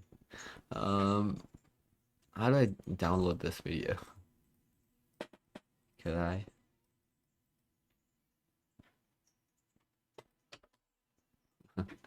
Yeah, so yeah, this it's in Thai. I'm doing for time. Oh yeah, it's in Thai, but it's in the video is in English, but I wrote it in Thai, so that Thai people come and watch. But this, but it's in English. Don't know what's my logic in there. Oh, Joe Thoughts have a new video. I like this guy so much. Yeah, so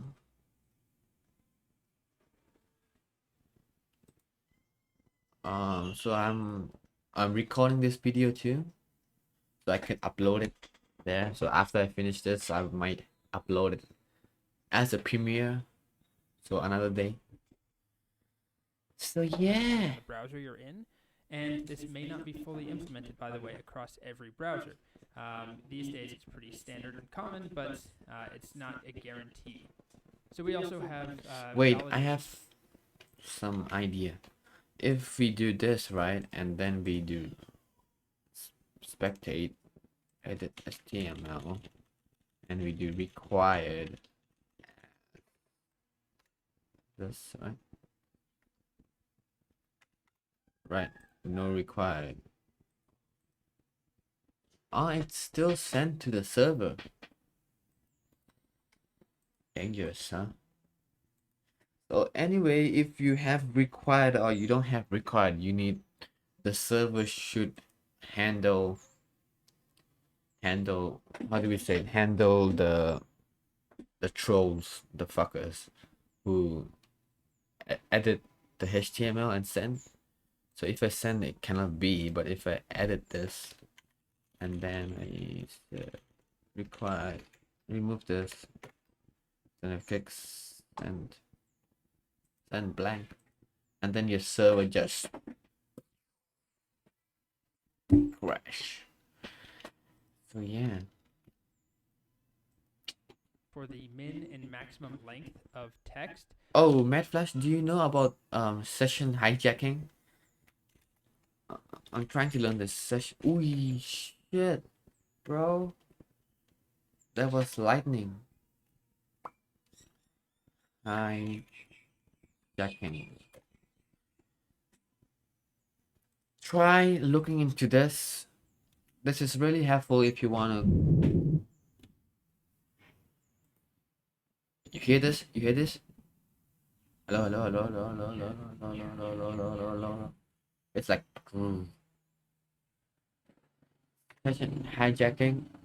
It's really good if you want to know, if you want to hack someone, like their YouTube. I mean, not YouTube channel, but you can do it. But anything like this is pretty much people do it.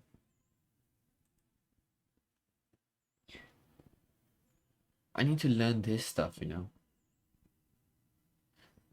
because I may be the victim who. So what happened is, so let's say this is me, a victim, right? I log in password, so this is this password. So when you log in, there should be a session cookie, and session cookie is technically session ID. It's just like, what's this? So it's just like session ID, and if the attacker knows the session ID, and they can just request to the server, and boom, and he's logging as you. Doesn't matter if there's two authentication or stuff, two authentication, because wait, does two authentication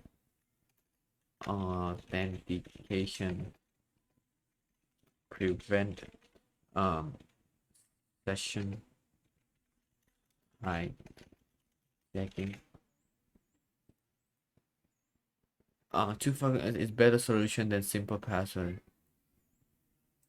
It can also be protecting session. It's a way, but it doesn't. Yeah, it can protect a little bit. So middleman attack. Yeah. Oh, man in the middle attack. I think so. Yeah, yeah, yeah. Yeah, this is like the overall broad. What do you mean? Fuck it. It's raining. But it is more. Yeah, it's man in the middle, but it's like specific session thing.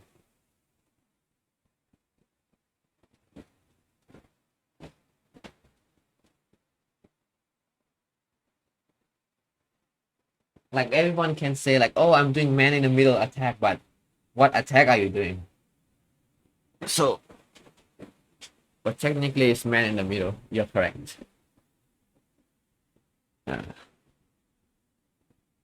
But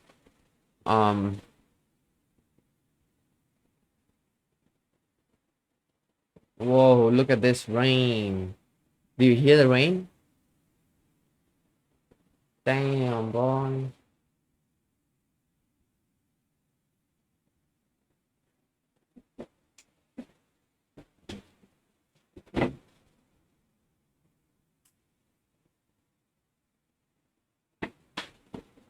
I like spaghetti. What's up? I like cheeseburger. How about that? So I could do this for a password, for example, or I could do this. How about a username? So let's do a label. Damn, that's not safe. It's lightning.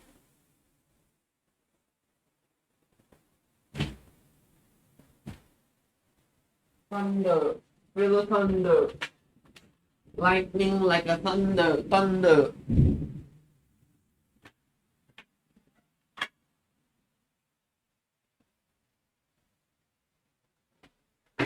Okay, let's start learning here. Username. We'll put a paragraph around it, and then here in inputs, it'll be text, and ID will be username. Name is username. Okay, and then we can give it a min length. How about your username has to be between 5 and a max length of 20 characters. Okay. So now if I have, Let's see, so let's do label for the username. I can just do in here, right? So many mosquitoes.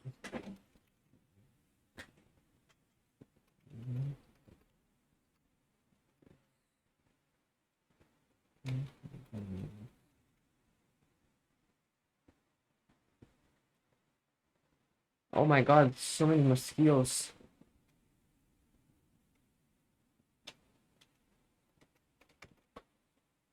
It's the same thing if you want to, let's say,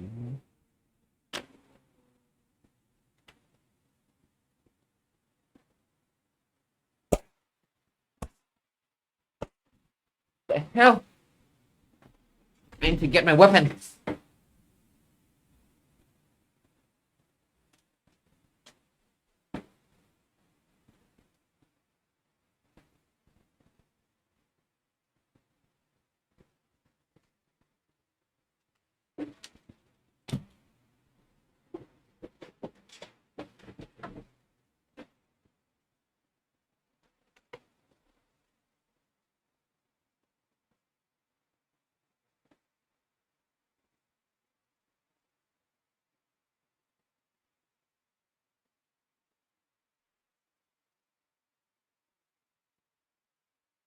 of Min lamp. Did I spell it correct? No.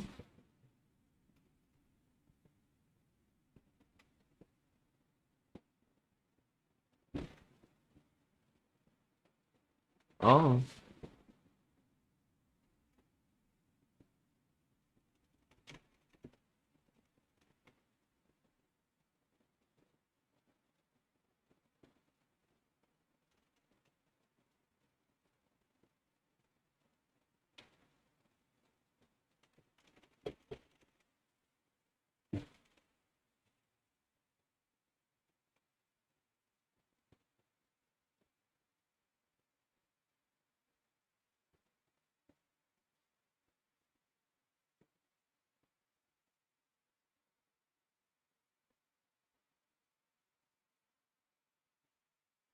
Weapon.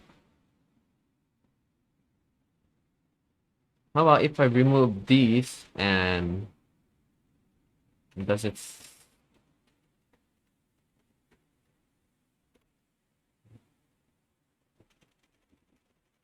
Huh. And then the server crashes. 20 characters. Okay. So now if I have a 1 character or 3 character username, it's going to yell at me that this is required. Now it tells me, please lengthen this to 5 characters or more. You currently have 3. So I'll lengthen it too much, and you'll see it actually doesn't let me Does it type sound bad? Because it's raining really hard.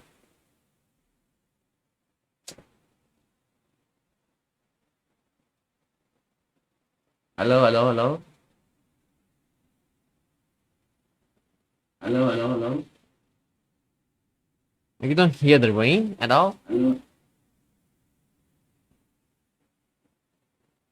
hit the maximum length, and there we go. So I also, there we go. So I also, Oh, you don't hear the rain? That's cool. it should add required, right? I did not require that input at the bottom, so you can leave it blank, which maybe there's a situation where something should be optional, but in this case, I'll also make it required. So it has to be there, and it has to be between 5 and 20 characters. So min length, max length, there's also min and max, which are for numeric values. So this could be used for things like in a date, a month, a week, time, or in a range or number input. As we've already seen, min and max play an important role there. If I go to one of these inputs, like this number input all the way up here, we did from 1 to 1,000. But if I were to enter in something like -1, which is not valid, it still lets me type it. But when I submit, it will yell at me, value must be greater than or equal to 1. So if I use the arrows, it won't let me go down there. But if I type something in, it lets me do it, but it won't let me submit. So those validations are still there as well. So that's required, min length, max length, min and max, which are for the range inputs and for number inputs, as well as these others that we're not going to worry about for now. But we also have some inputs that actually have a default validation built in. They are matching a pattern. So pattern is actually an attribute we can add to elements, and we can define something called a regular expression. We're not going to go into it now. All you need to know is that regular expressions are incredibly useful. We'll touch on them later on, but they are quite dense and crazy to try and understand. I think I have one on my clipboard here. Yes, this is a regular expression here. It's a pattern that is being defined. I think this one is, let's see, 1 or more lowercase letters, uppercase letters. It's got to be at least 8 for the password, special characters. Basically, it's saying there's got to be a number, uppercase letter, lowercase letter, and a couple of other things, and there's got to be at least 8 of them. So it's complicated to explain. It takes a lot of time, and we don't need to care about it right now. What we can do is set our own regular expression using this pattern attributes. We're not going to do that, but you can. Another thing that we can do, though, is use some of the existing elements that have pattern matching already built in. For example, if we have an input, so we'll just do a paragraph here, input where type is set to email. If I refresh, I'm going to have to fill these guys out so it doesn't yell at me. If I submit right now, I didn't require it.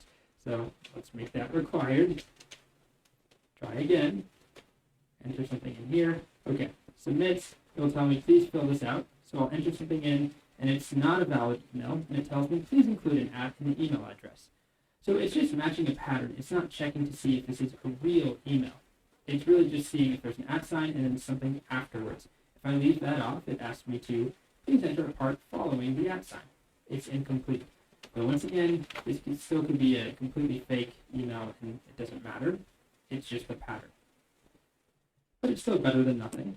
And the other type, the other option I'll show you for now is a URL input. So type equals URL. I'm going to comment this one out just to make this easier. And if I type something like that, just the letter D, it's going to tell me, please enter a URL. And you can control, I believe you can control how this URL.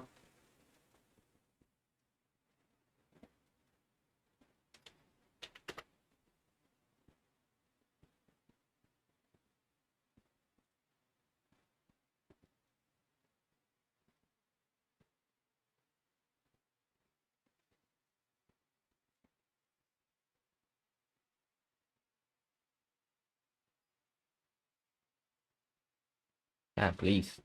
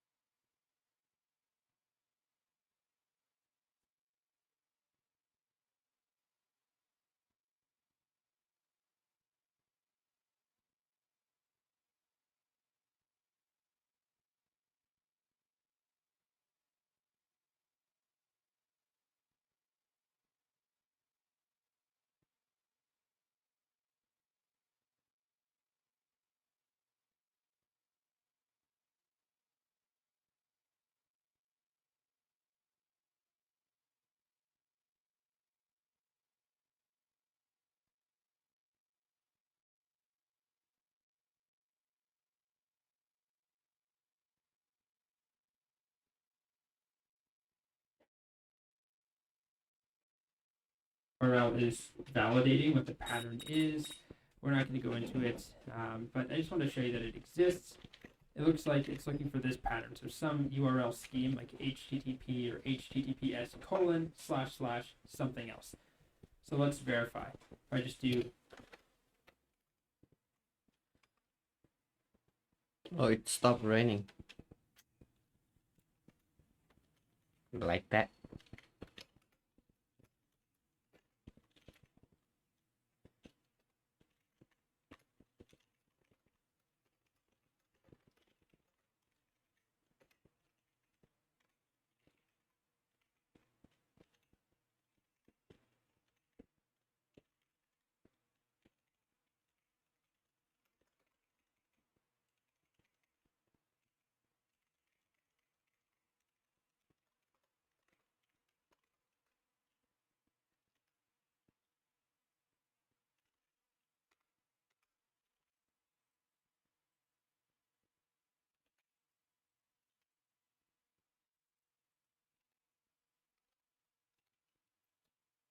D, it doesn't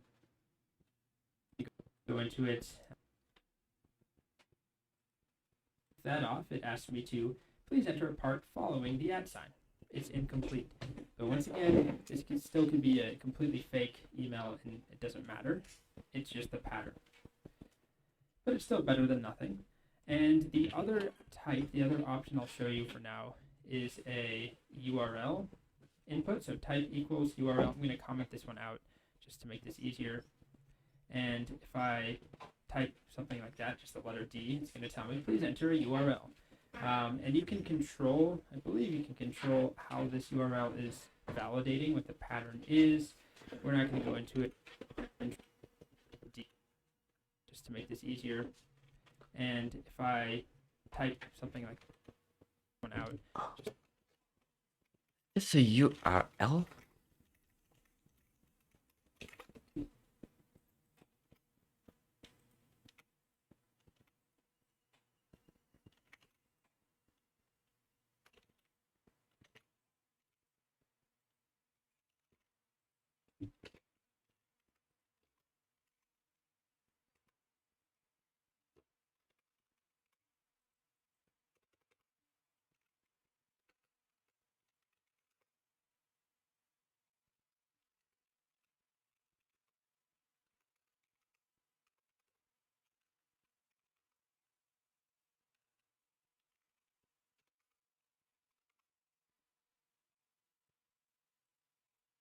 just to make this easier. And URL scheme like H, I just do D, it doesn't like that. If I do HTTP : //DDDD, that's fine. But if I leave off some of that, it gets mad at me and it wants a valid URL. Again, not checking to see if it's a show a few, give you sort of an overview of built-in validations for HTML. Just for now. Makes perfect sense. So next up, it's time for a bit of a Is people on Discord playing Fall Guys? Oh, it rained again. Oh, they're still playing Fall Guys. Oh, Left 4 Dead now. People playing Left 4 Dead?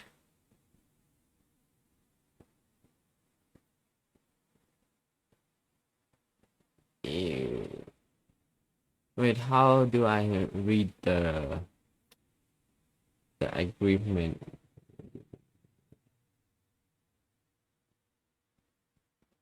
Is there an agreement here?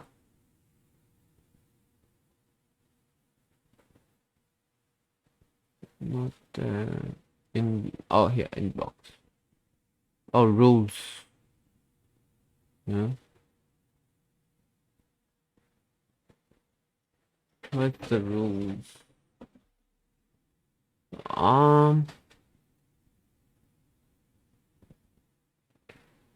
Join.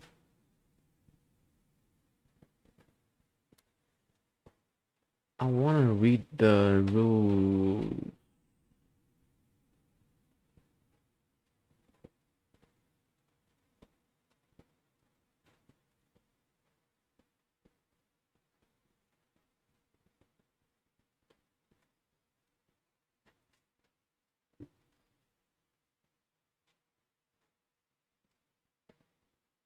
How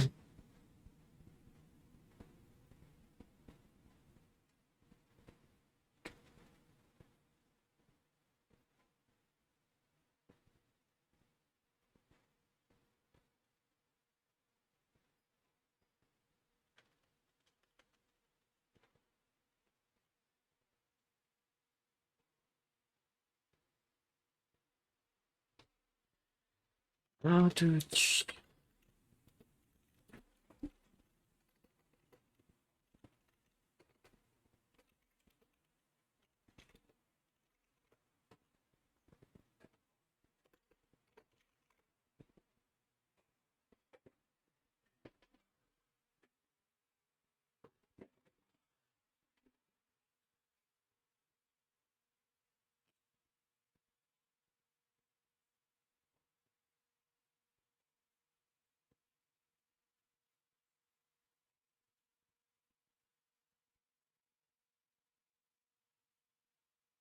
um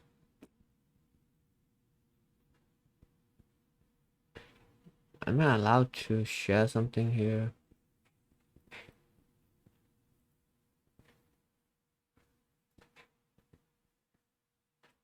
People sharing some stuff.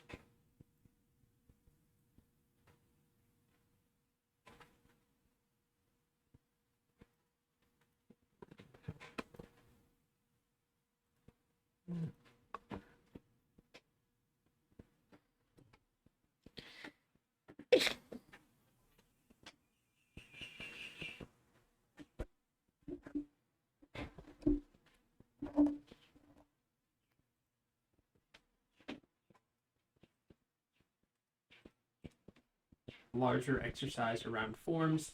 I'm going to ask you to build a form for a marathon, a running, foot race, I don't know, registration, where we've got, a couple of different inputs of different types, and they are all correctly labeled. Obviously, it looks like complete garbage, but we can't do anything about that at the moment without CSS, so we're just going to make do.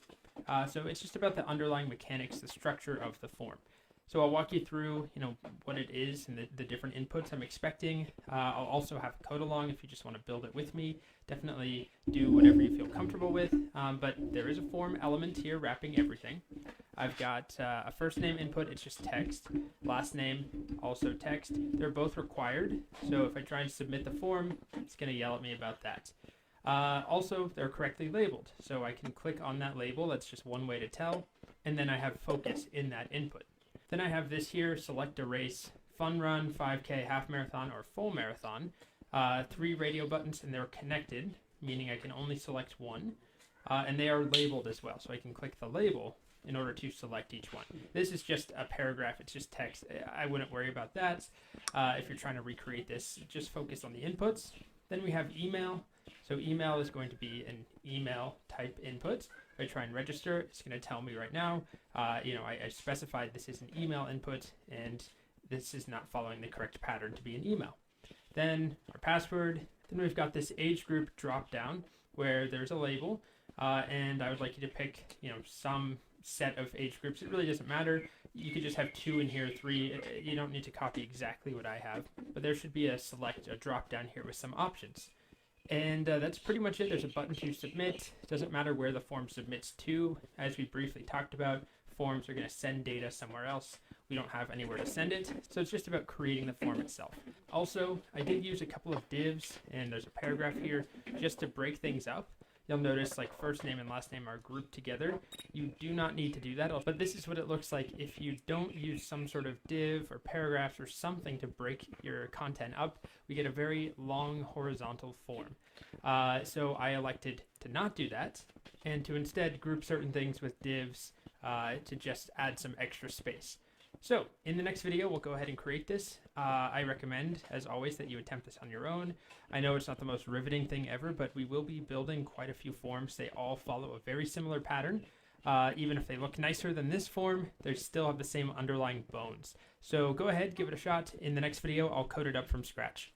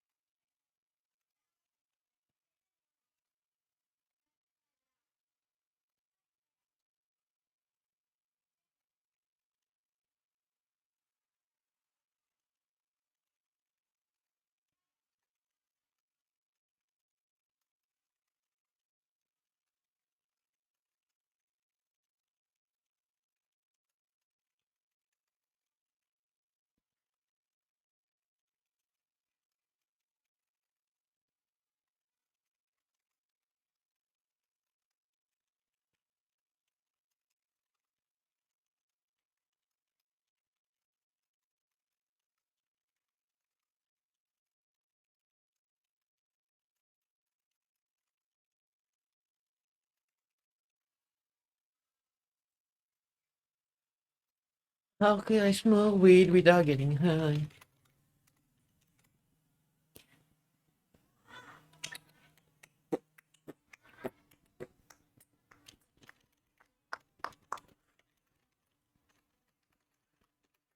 This is fucking awesome.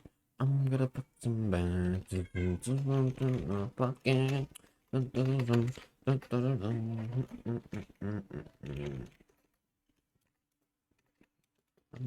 some bags and put them in my pocket.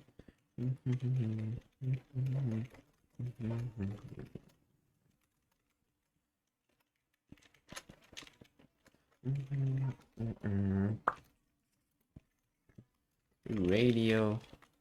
That. Maybe race. The name equal race. And then yep, it's pretty much it. Boom boom. And then value. It's full fun rate 5 hit. This is, and then value is a. You could change this to half marathon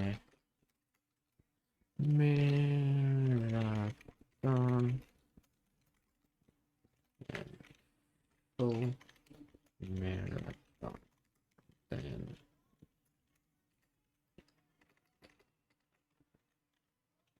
whoa.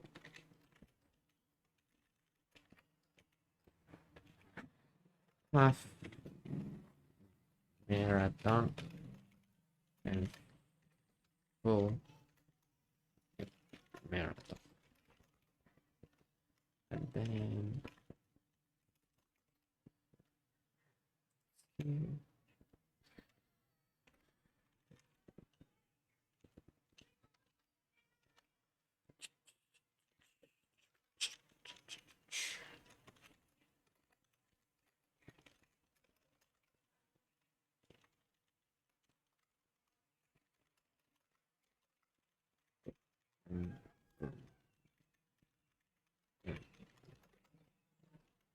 nice one.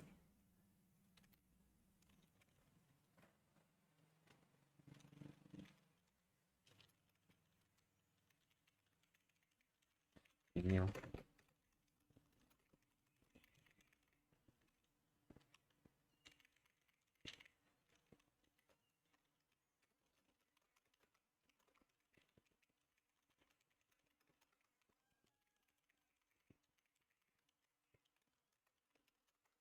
Done. Whoa, I got a label.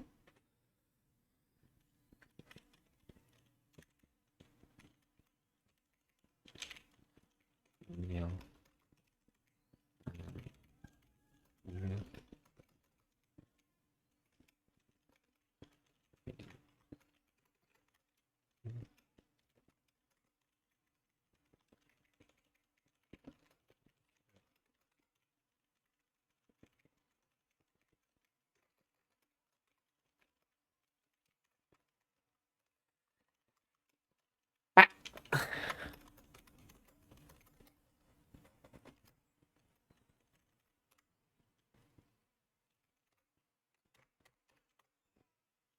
What the fuck? Required. Oh my god, spelling mistake. Required. Yes, let's go. Let's go.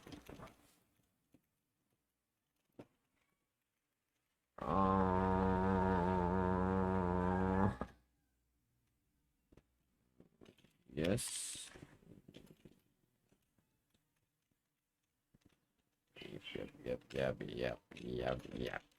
Yep. Oh my god. Required password. Absolutely required. Boom. Boom. Boom. Boom. Boom.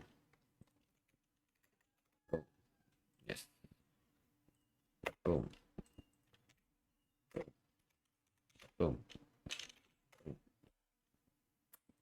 Good job, boy. Done. All right, let's go ahead.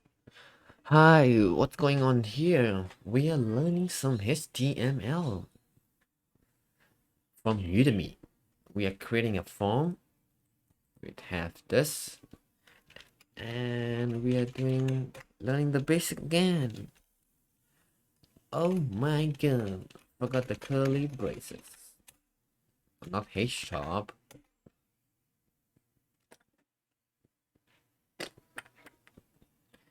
Syntax closing error H2. Oh my god. Oh my god. There we go. Oh crap. Wait, rewrite. Yep. Run it. Nice. Load it. Okay, cool. Nice to meet you. Where are you from? I'm from Thailand. Where are you from then?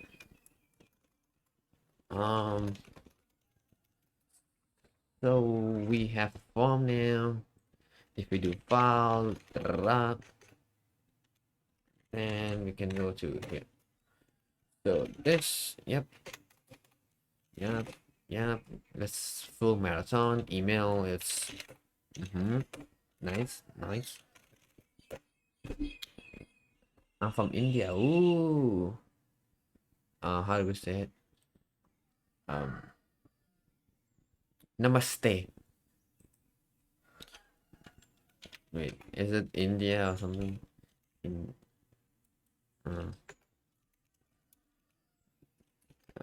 English. Hello. Namaste. Yeah. Namaste. Namaste.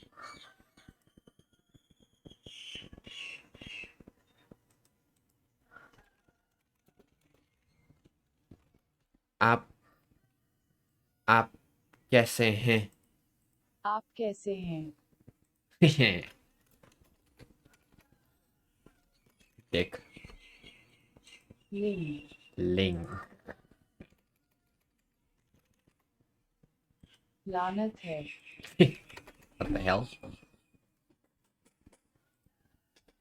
Smoke weed. चरस पिए. And this. Okay.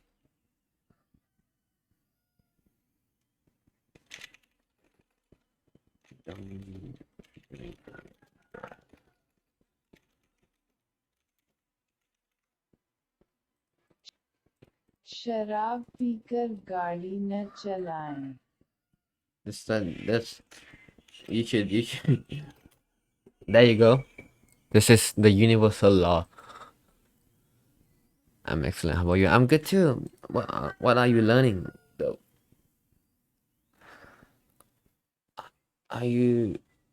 What kind of project are you interested in making? Are you doing programming? Java E? Wait, is that a thing? Java E.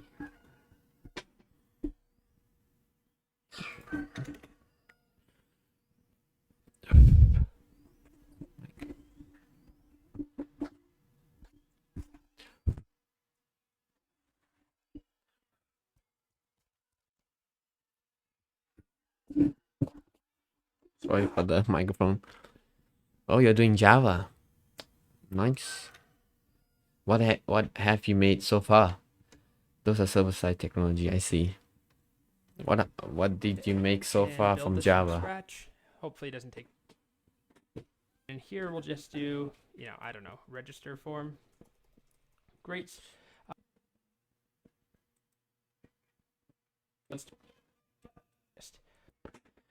Basic backend project. I have a friend who does Java too. Was it Siva?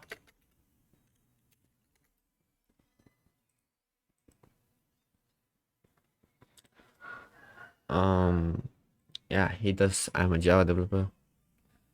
The same stuff you're doing now, I see. Java, so he made some cool stuff in Java. I think I have his games and stuff. Maybe I can show it to you if you want.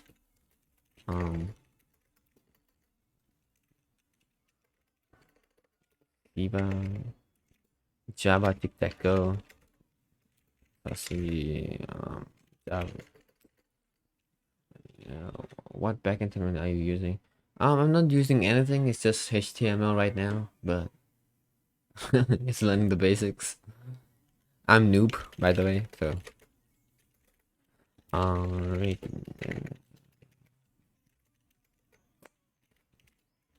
No readme. I think we should do Java. Yeah.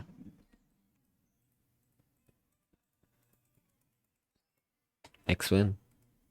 It's written in Java, so just Java.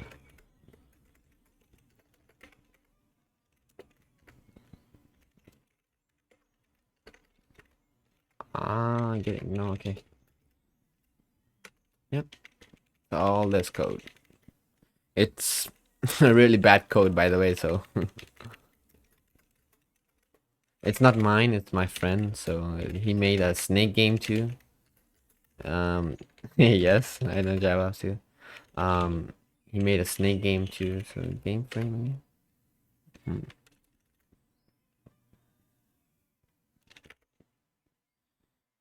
Maybe it's Java game panel.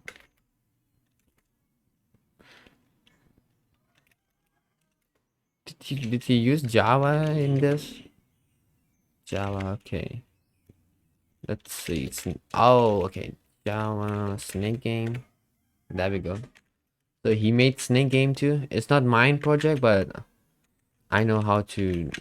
I mean, I know Java a little bit, but it's his game. So he was showing to me, look at this, and I was like, wow, pretty cool. If you want to see my projects, it's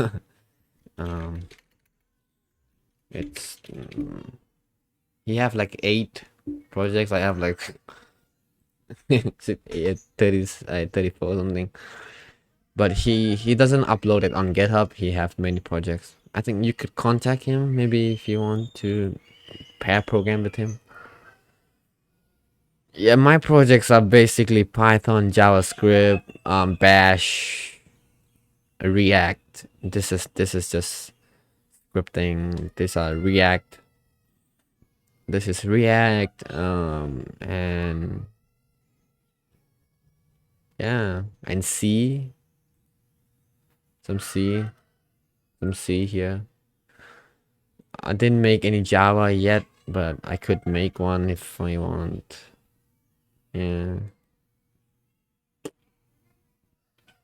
Yeah. So you might be using Django. Yeah, Django, Flask, yeah. I made this website if you want to see. What's your name?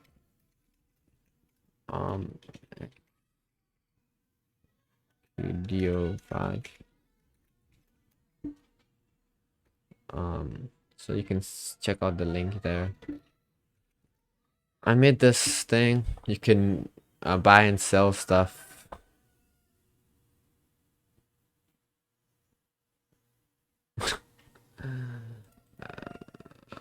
Yeah, you can do stuff. So, and maybe you're gonna see portfolio. I'm just random dude in the internet, and this is just a portfolio stuff.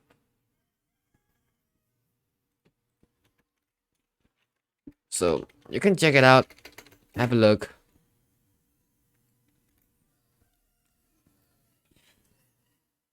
So you use Bayside? No, I use it. I don't use it as my skill. Like I don't say, oh, I need to make website, I need to use Django. No, I just look at the requirement, like, oh, if I can make it with Flash, I make it Flash. If I make it with React, I can do it in React. If it's If Django have good tooling around what I need, I use Django. And yeah, if let's say that Ruby have good tooling around something like maybe like Ruby project are like big, and then if I want to like do some fast server side, maybe Ruby is good, or maybe Go, I can use that. So it depends if I want fast performance or conveniency or small projects, or depends. If small, I will go with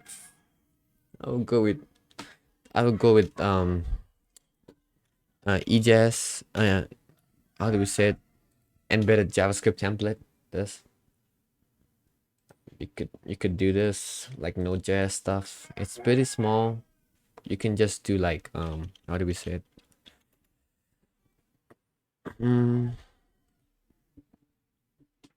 Then I don't know. Like I don't know. I can use everything. I can use it, but comfortable, like I don't know where's the line on comfortable is. So if you want to do like small projects, you can do like this, which this is an open source project. It's a friend of mine who did it, and I contributed to.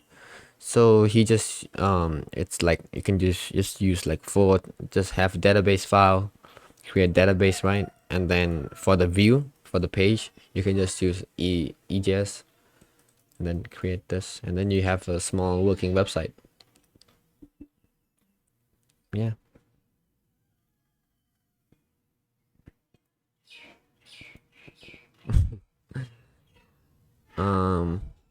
If you want to see, I will show you the website if you want.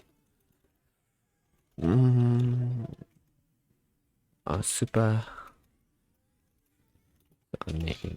And then npm start.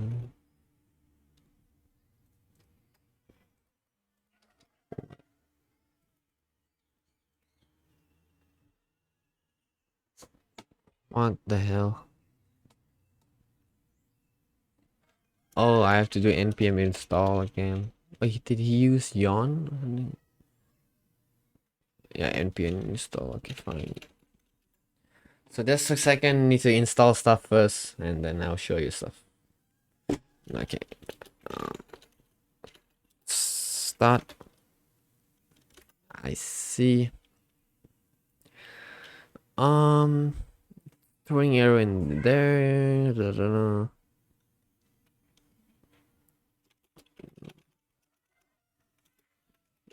Maybe it's using some bullshit. Did he have env set up? Fine.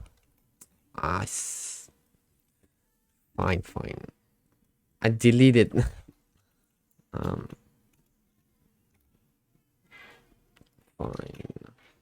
It's just a new project, so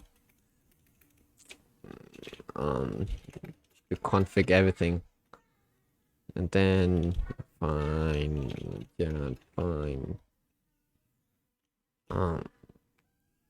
Database.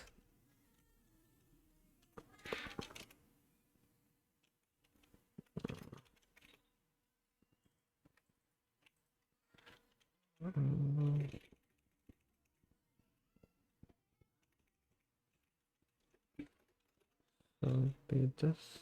Yep. Then continue. Now if I do npm start, there we go. So you can upload some stuff. So you can say you want 30 minutes of picture, and then browse if you wanna upload some pictures. Let's see if I have some pictures for you. Chip 8. Let's see. Upload. Invalid video. It's some error now, but it's like it's just a new project, so there's some issue with it. It's like, wait, it's like 25 days ago, the first commit. So it's like just been not even a month of development. So there should be an error and stuff, but you can see the view, you see this, you can click here, you can browse and stuff. But it's totally like there's database and stuff. So you get the idea, right? What I mean by just having a small file, by having just like view which have the thing we see, and the server is an SRC. Simple. So it depends on everything, right? It depends if you want to do what. So yeah.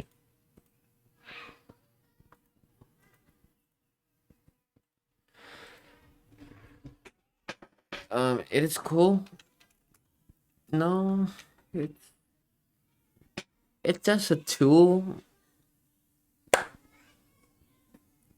It's just a tool to help you, and that's it. There's nothing special about it.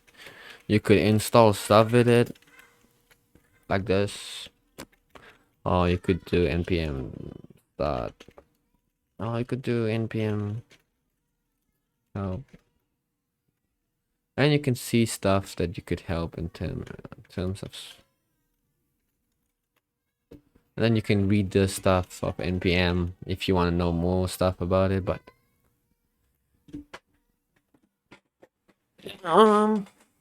yeah, I believe so. Sometimes it get wacky and stuff. It downloads bunch of crap, what you don't need, but yeah, it works. All right. I didn't specify that you needed to add place. Like do you have any website that have you made that I can see? Like I want to know my viewers like area, what they're interested in, Placeholder text, but you can so if that I you'd can like. stream about Always that. a good idea, but it should never take the place of a label. Labels are accessible. Placeholders. I'm also going to name.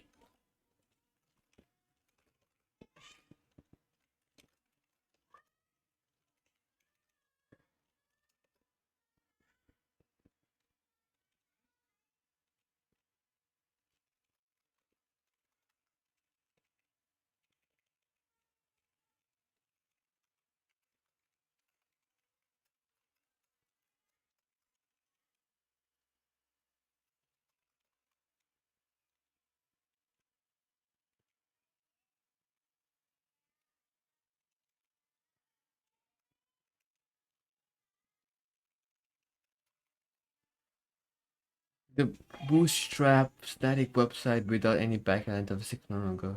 Okay, do you have a link to it?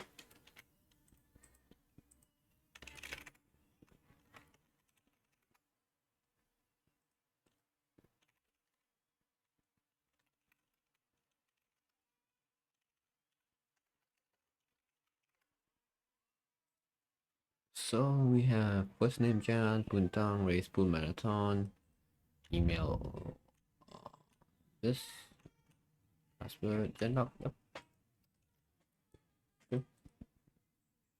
Used to submit that data under.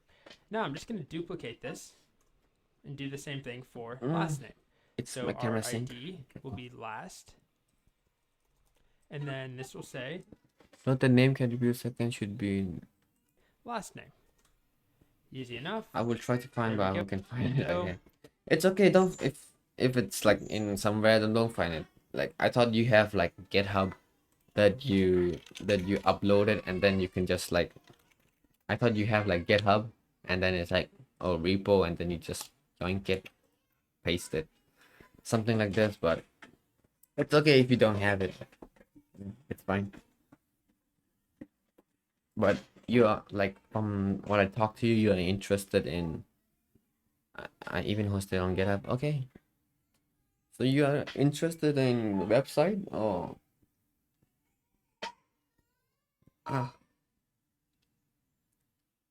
But I see you talking about backend technologies and stuff.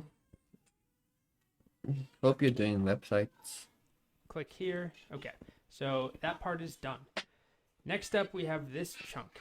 So these are 3 radio buttons. We can start there. If you recall, yeah, individual buttons. Interested to develop backend for web application. I see. So how about front end? Do you like front end? how radio buttons work is just an input where type is radio. And if I use Emmet Radio. VS Code, right, I can just type input, I'll do it one more time, colon, radio, or colon color, or whatever that value after colon is will be used for the type. So I want radio. And then each one of these needs a label. So I'm going to make a label for now for this one radio button that's going to say, what I do. I like front end too, but it's so time consuming. Do fun run 5K. I think I put the label after the radio button. So if we're going to be consistent, that's fine. There's nothing wrong with that as long as I connect them. So this one will be 5K. Now I'm spelling 5K out, or maybe I'll do fun run. You're not supposed to, if we want the browser to consider them as part of the same Yeah. this video. Options. This video. Bye. So let's see what happens. I have half marathon. And you'll see in the rest of the video, I don't have those value attributes there, but the solution code has the value attributes, as well as this interruption has those attributes. So put those in there, and that's it. Back to the version of me from 2 months ago recording this video. Bye. Next up, we've got 2 more inputs, an email and a password input. So I'm going to do another div, and then in 5 or something, 30, that will be, sure, young Wait, totally forgot about adults. the selection option. God damn it.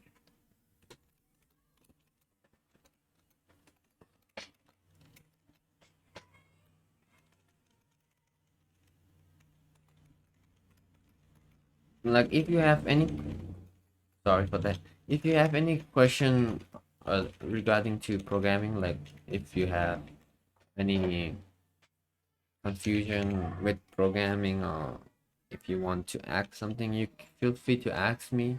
If I can help you, I can help you. If if my skill level is there some topic that I know, I could help you. So you could ask me anything, like, or maybe you're stuck with something, you need help. I'm here for you.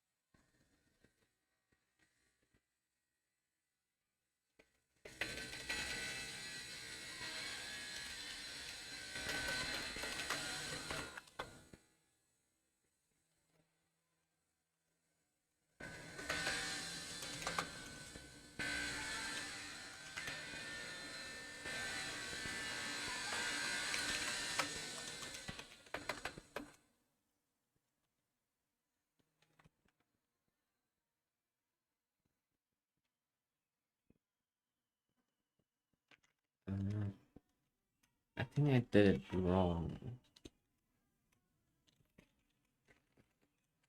Name would be age, and then ID would be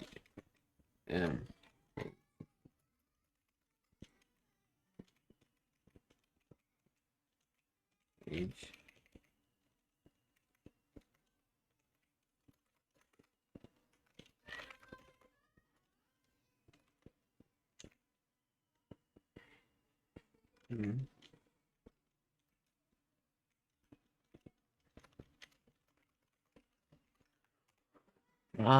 Yeah, sure, I'll be back in 5 minutes, sure. How about I'll be back in 5 minutes too. I need to eat some food. Hungry. What the hell? What the hell is this?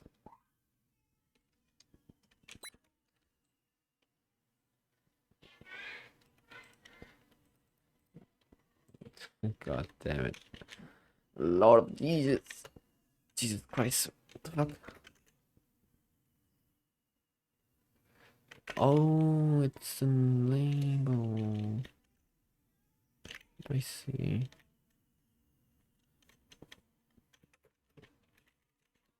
So I can do like label and then label. It should be the then age.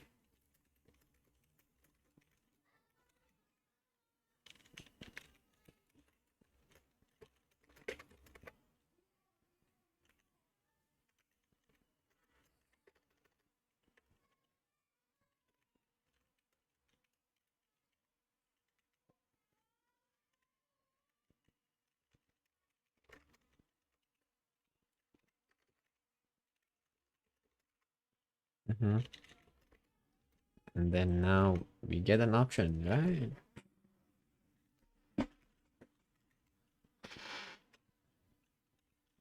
Twenty.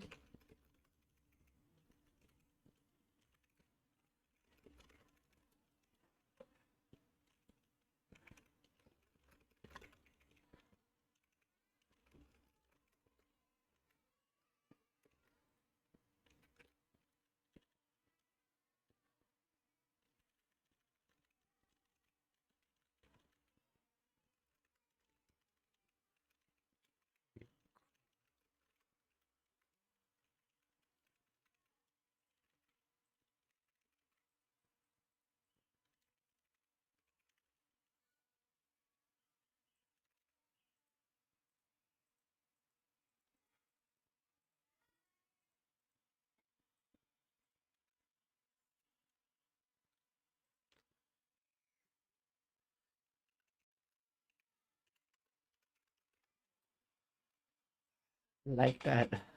It's there. Cool, we are on CSS now.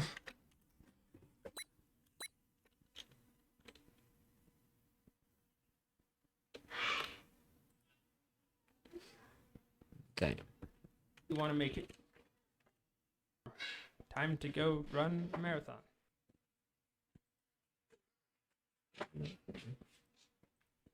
Okay, I'll be back in some minutes. Hello.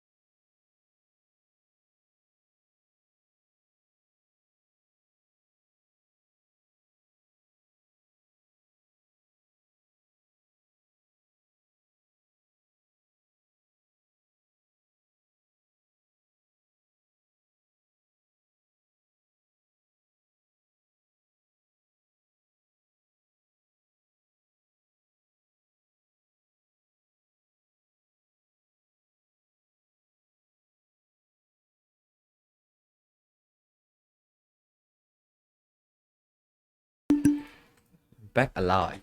Hello. We are doing CSS now. I think we should write an email to them. Just a second. I need to do some stuff.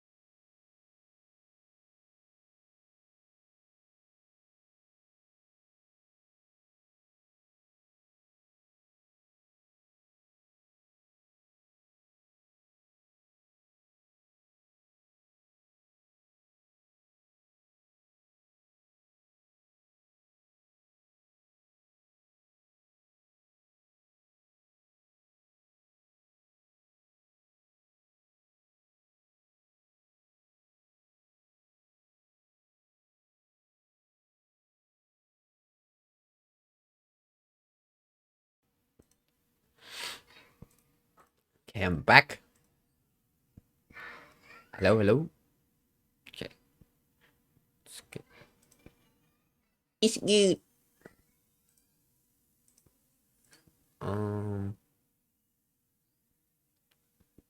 Yeah. Let's see. I need to do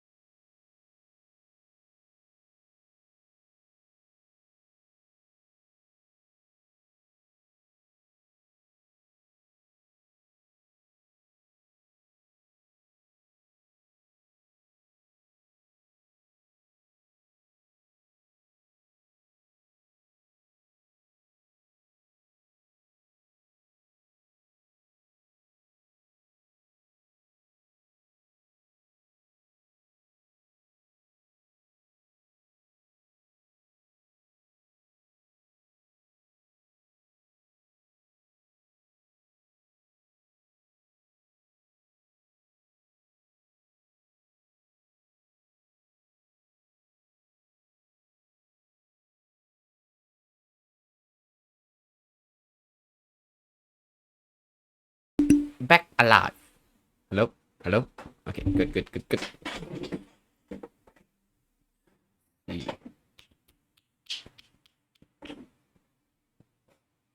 谢谢 do you love me?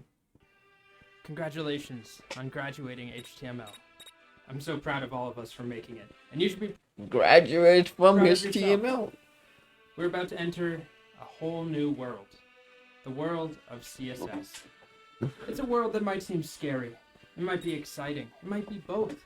But it's certainly full of possibilities. This is the start of an amazing CSS journey, not just the end of an HTML journey. Oh Today my is the first god. day of the rest of our...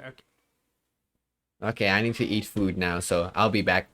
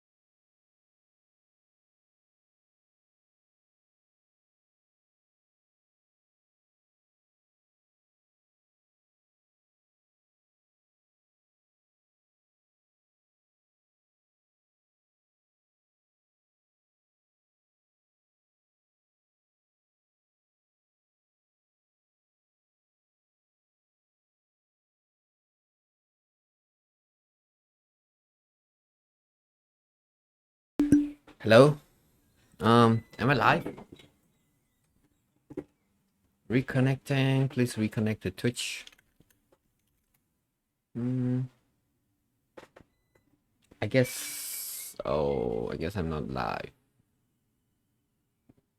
Let's see. But it's okay. Get something done. So thanks. Oh, thanks everyone for watching the stream. I hope you enjoyed, and yeah, bye. The power got cut off and I have to stop streaming now, so I may be streaming later, like evening or after this, 1 or 2 hours. So peace.